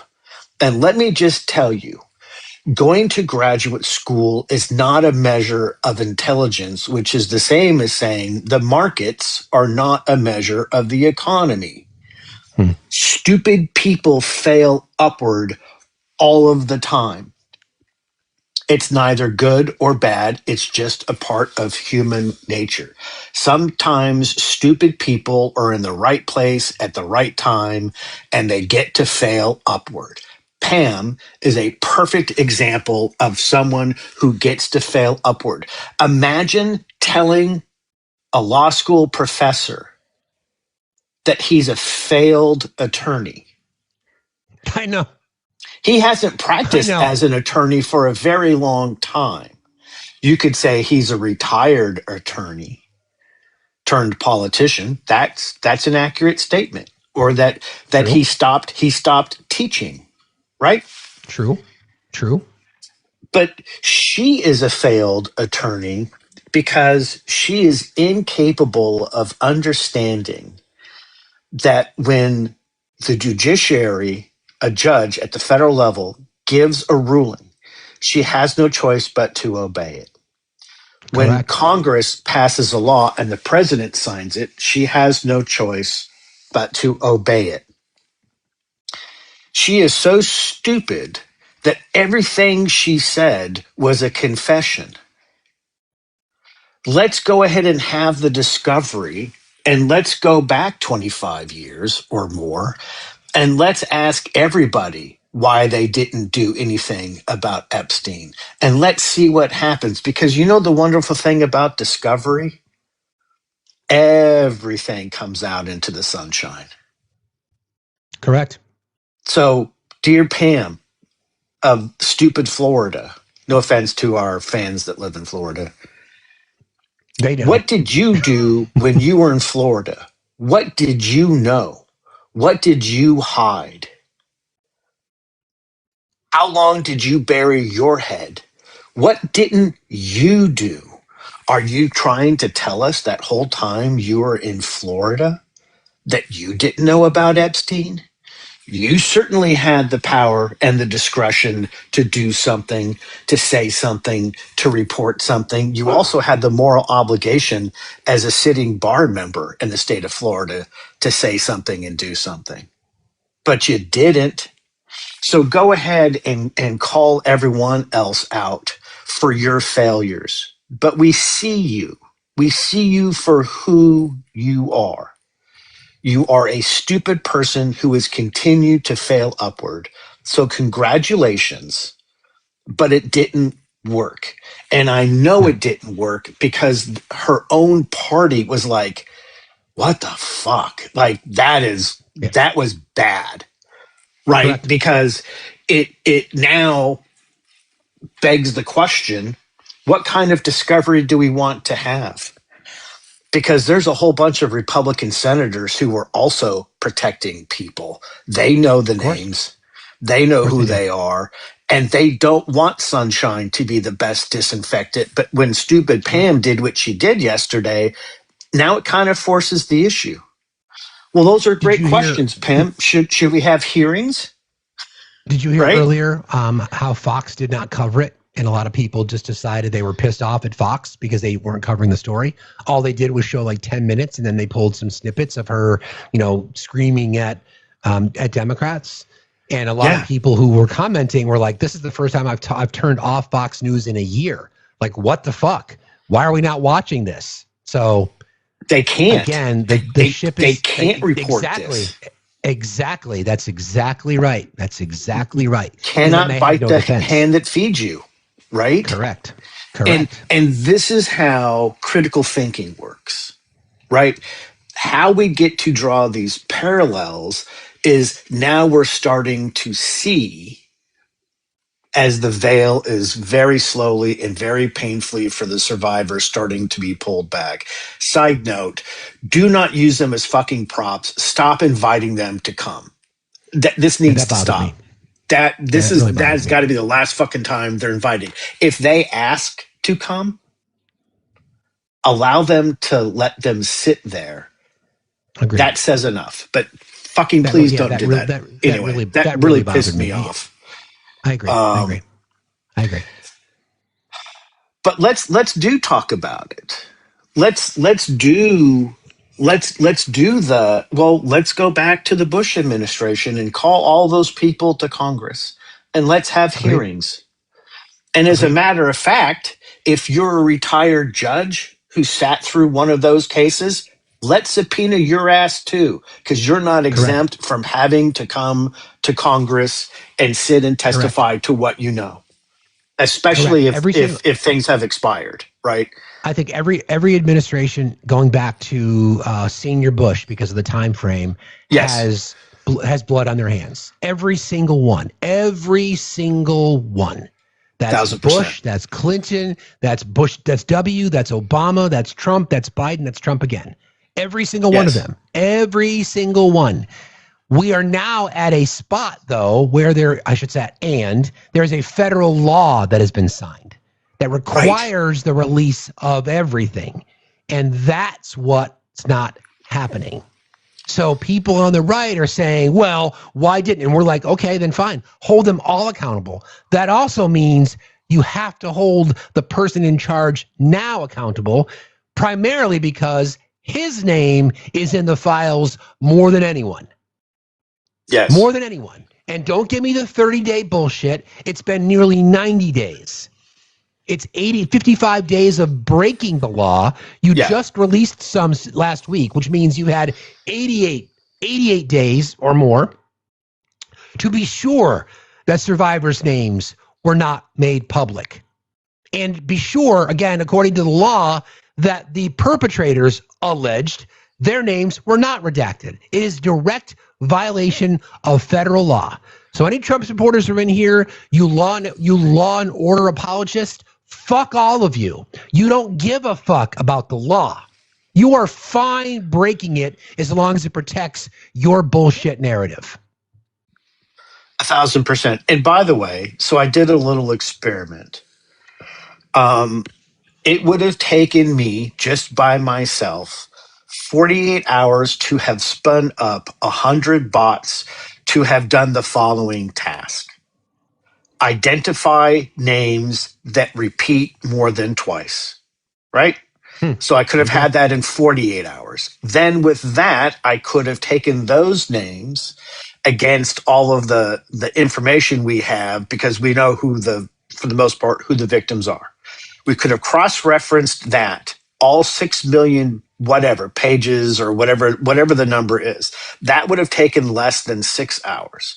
Then we would have been able to then download all of the documents and say, where the following are present, redact. We literally could have been done in under 7 days with this entire exercise. It did not require human beings to start the work. Human beings would be required to check the work. So anytime anybody says something, you go ahead and tell them that the king of the nerds, by the way, I am the king of the nerds, President Trump. You could be king of clean coal because clean coal doesn't exist. We can do this. And listen, Pam Bondi, if you'd like this done, I'll do it for free. How great would that be? Right? But if I do it for free, I get to be the one that presents it to Congress. And Jim Jordan, I get as much time uninterrupted as I want to present the facts. and you cannot use your gavel the entire time I'm testifying. I love that. Wouldn't that be awesome? We literally brought in an expert. Tell you what, you do that as long as if you do that as long as I can spend a day in the press room. Well, no. So the deal is with you is you're going to be the one who then I turn to and say, and Steve has a few questions on the items I just presented. Steve will have 30 minutes per question. I hope you all brought a sack lunch. We'll need a sack lunch too, by the way. Is it getting hot in here? Yeah. Oh, dang. Just a little bit. Just a little bit. Hey now is right, Sam. Exactly. I promise to leave my chaps and red boxer briefs at home when I testify. I will come dressed as a gentleman. No, bring those. Yeah, bring your bespoke post on the ready, just suit. Your bespoke suit on the ready, just in case. Just in case. Yes. Yeah. Yes. Just in case. So tomorrow, can we do that? A little high level sort of investigation as to why $50,000 stock market doesn't help you and me. Okay. Yeah. Yeah. Okay. Whenever you're ready, just let me know. I appreciate you. Thanks, bro. Tomorrow's Free Speech Friday, bro. So there's no agenda. So whenever you're ready, just request up. All right. I love you. Yeah. Man. Word. Peace out. Talk to you later. All right. Bye. Yeah. So that's great. I mean, I love that shit. What time tomorrow? Just join us. Yeah. I mean, it's Free Speech Friday. So who knows? Obi's on the West Coast and he needs his beauty sleep. So it'll probably be 11:50. No, I'm kidding. Yeah. But come back for what is it? Free Speech Friday. All right, I've got a couple more folks, and then we'll wrap for the day. Exactly. He can dress however he wants. Why can't us? Twilight, how are you today? I'm good. How are you? I wanted to see if I could add just a little bit of information as far as these upcoming special elections coming up in the 14th congressional seat of Georgia and California. So there's a congressional 14th congressional special election on March 10th, and there's several Democratic candidates to choose from, so people would have to go and do their research on them. And then for California, their special election is on August 4th, and once again, several to choose from there. The Republicans for Georgia, there's a couple of them that are like a defender of Trump who tried to enter the House in 2026. He's a defender of Trump. And then the one endorsed by Trump is Clayton Fuller. And yeah, so if everybody would just, do their due diligence and check out all the candidates that are running for these special elections and get out there and vote. I'm advocating for a Democrat to take those seats. So far, so good. I mean, we've swung massive districts. There's been 25, 30-point swings in bright red districts, moving the needle in all kinds of down ballot elections. So I'm with you. I'm with you. Thanks for that update. Yeah, I've got a couple other things I want to talk about. Probably do that next week. Talk about as we get closer about Senate candidates and who we should be backing and why. So thank you for that, Twilight. I appreciate you very much for being here. All right. Thank you. You got it. Have a good day. Be safe out there. Yeah, we're seeing swing districts all across the country. I mean, I think the number is now like 8 or 9 seats have flipped from red to blue, and none have gone the other way. So that's exciting. That's exciting. Cookie. Hi, how are you? Cookie Shops. I'm good. How are you? I'm okay. I've been listening to you for quite some time, but the story that you gave about the daughter who was unalived by her father. I know. That pierced my heart like none other, and I'm going to tell you why. Okay. My father is one of those, and I hate it. It's so embarrassing. We got you. You're the safe conversations, we cannot even have just a regular, hey dad, how you doing today? Hey dad, you know, type of conversation, catching up, because it always turns political.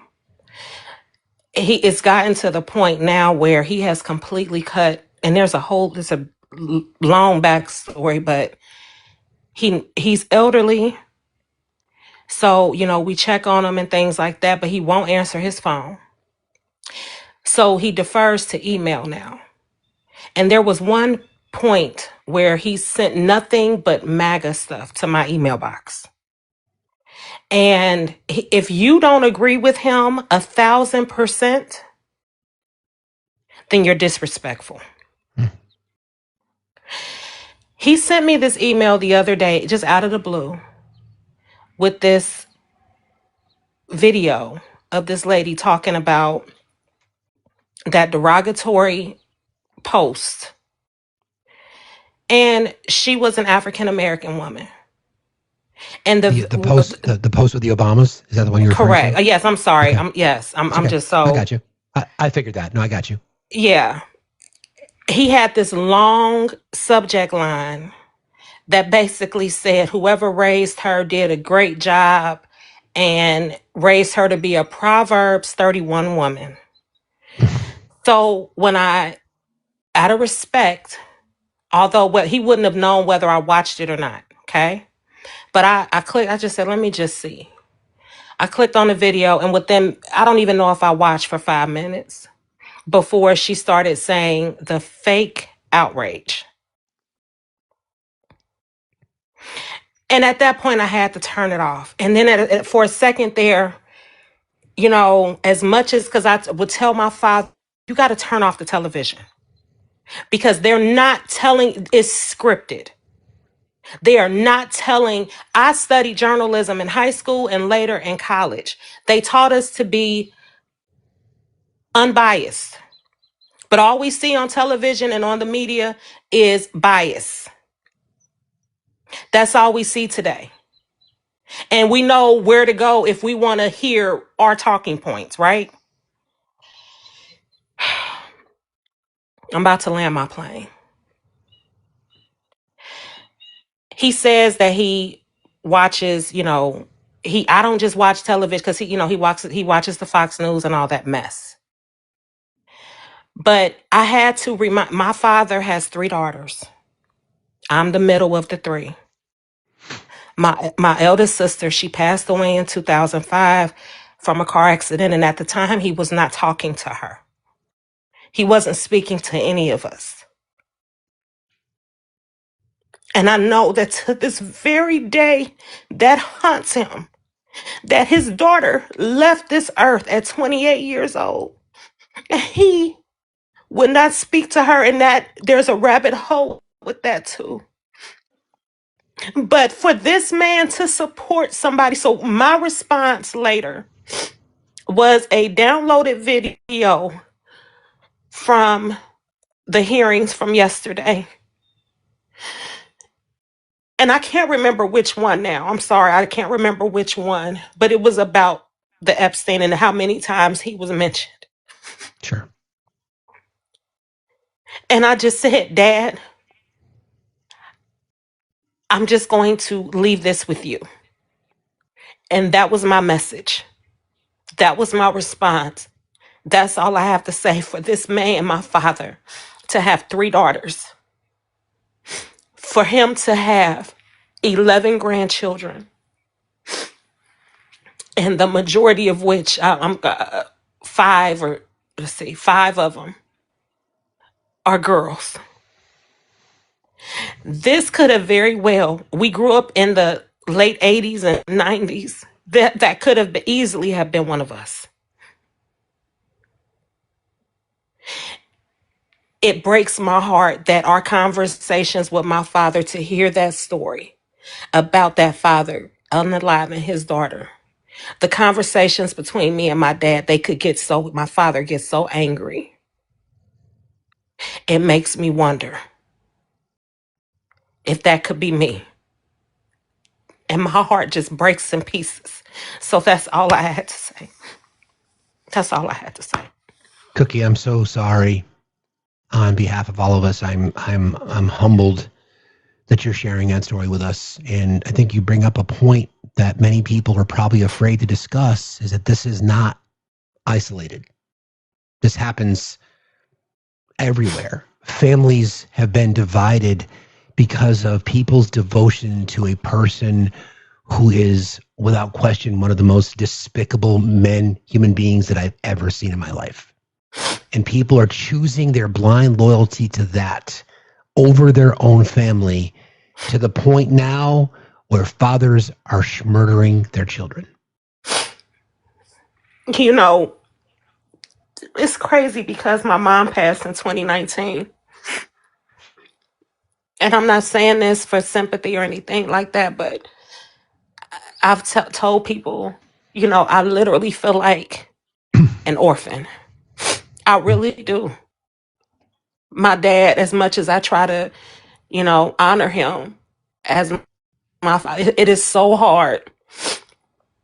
And I'm 44. I'm 44. My dad is still here. He raised us well. He really did raise us well. He put the word of God in us, the fear of God in us. But I don't know what happened. I really don't. You know, so it's just hard that relationships like this are so torn and families are literally broken. Families are broken. Yeah. I appreciate you. Thank you. I appreciate you. Thank you for being here, Cookie. You've always got a spot here. I appreciate you very much. Thank you. Have a good day. Thank you Be very safe much. out there. Okay. You got it. How many stories are like that? How many stories are like that? Isn't this the point, though? And we talk about these things. I mean, that's the humanists in all of us. We hear her pain, right? We can have differences. We can have disagreements with our family. I know there's families, even before Trump, families would fracture and shit would be, you know, you might disagree on something or you might feel whatever, a particular way. But we've got people in our country are so loyal to an individual who is a criminal, a fraud, an abuser of women, a serial adulterer, and who's named in the Jeffrey files more than anyone else. And millions of Americans are choosing that over their own families. They're not going to get picked. You're not going to get invited to Mar-a-Lago. You're not going to be invited to Trump Tower. He doesn't give a fuck about you. He is happy that your families are being divided. Don't forget, he came around on Renee Good because he learned that her dad was a Trump supporter. Not that she was murdered in cold blood in the middle of the street by one of his masked thugs, only because he felt remorse, whatever. He felt a little bit of sadness because he learned that her dad was a Trump supporter.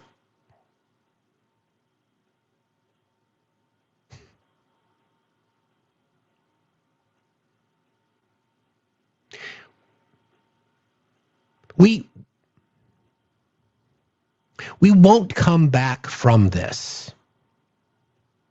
And I don't want to come back from this to the way that it was. I want a matriarchy. I may not see it in my lifetime, but that's what I want. Because there will be compassion and empathy. And kindness will be the guiding principles. That's what will matter. And then everything else will sort of fill in the blanks. And when I was on live last night with Sinjay, and we were talking about the differences in how Scandinavian countries, and in general, more social democratic countries, I should say, how they approach their laws. And it never really occurred to me until that conversation last night. So if you're in here, Sinjay, thank you for that. And thank you to Norwegian God. Laws are written in democratic socialist countries and parts of Europe. Laws are written to protect the collective, the society, right? So they've got hate laws on the books, right? So they approach their constitution are geared to the protection of the society. Our Constitution is written to protect the rights of the individual. And you see it every single day. Every day. You see it every single day. And you hear conservatives talk about my rights, my liberties, my freedom, my money. I've never looked at it that way. I've never, first of all, I don't have much, and I don't need much, and I don't want much.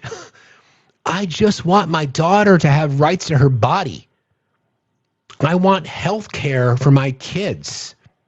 I want my boys to be able to not be just overwhelmed with debt and not have to work for the man for 60 fucking years. I want public education funded so that we have a smarter society.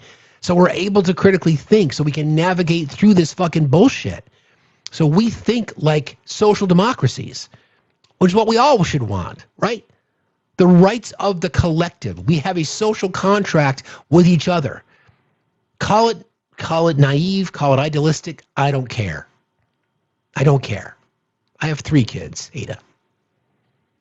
And everything that I do with them as my guiding light. I want their lives better. I want the lives of the bright red, most devout Trump supporter there is. I want their lives better. I want their children's lives better. I want their communities better. I want their kids to have access to health care, better education, a tax code that benefits them, access to capital, a higher working wage, the ability to buy a home. And because of that, we're radical? Okay. Sign me up. Thank you, everybody, for today. I appreciate that. Free Speech Friday tomorrow, and we'll double up tomorrow. So Free Speech Friday from 8 till noon. Obi will come back. He'll give us a lesson on how the stock market does not work for us. It only works for the people at the top. So celebrating a $50,000 stock market is nothing to really celebrate because it is not indicative of the strength of our economy. In fact, it's a contradiction, as a matter of fact. And then tomorrow night, we'll do Facts After Dark. It will be, what is your love language? And we'll also come up with a list of some of the best love songs ever written, and we'll play some of those. So tomorrow night could get spicy. That's fine. We could all use a little spice in your life, yours truly included. I love you guys. Who's live right now that we can raid, friends? Anybody know? Thank you, Heather. I appreciate that. And again, last reminder, guys, between now and the end of tomorrow's show, actually, we'll run it through tomorrow night with Facts After Dark. Danny's live. Let's go raid Danny. D-A-N-I. She's doing the work. Any item that's sold in the merch store between the start today and through the end of Facts After Dark tomorrow night, all proceeds from those sales will go to support the Community Action Network of Minneapolis. It's canmn.org. Again, as a reminder, we are funding for the Do Something Tour. You're truly going out of the road in April. Our target goal was $25K. Cash App, PayPal, Venmo, all at Factsstillmatter. Please go to the Discord. Follow along there. You'll find in the announcement channel, you'll find the Do Something channel. That's where we'll post a lot of information. You can also follow us on YouTube and on Twitch. Thank you all, friends. I appreciate you all very, very much. Go rate Danny. Tell her we said hello. And friends, please, there's always something to do.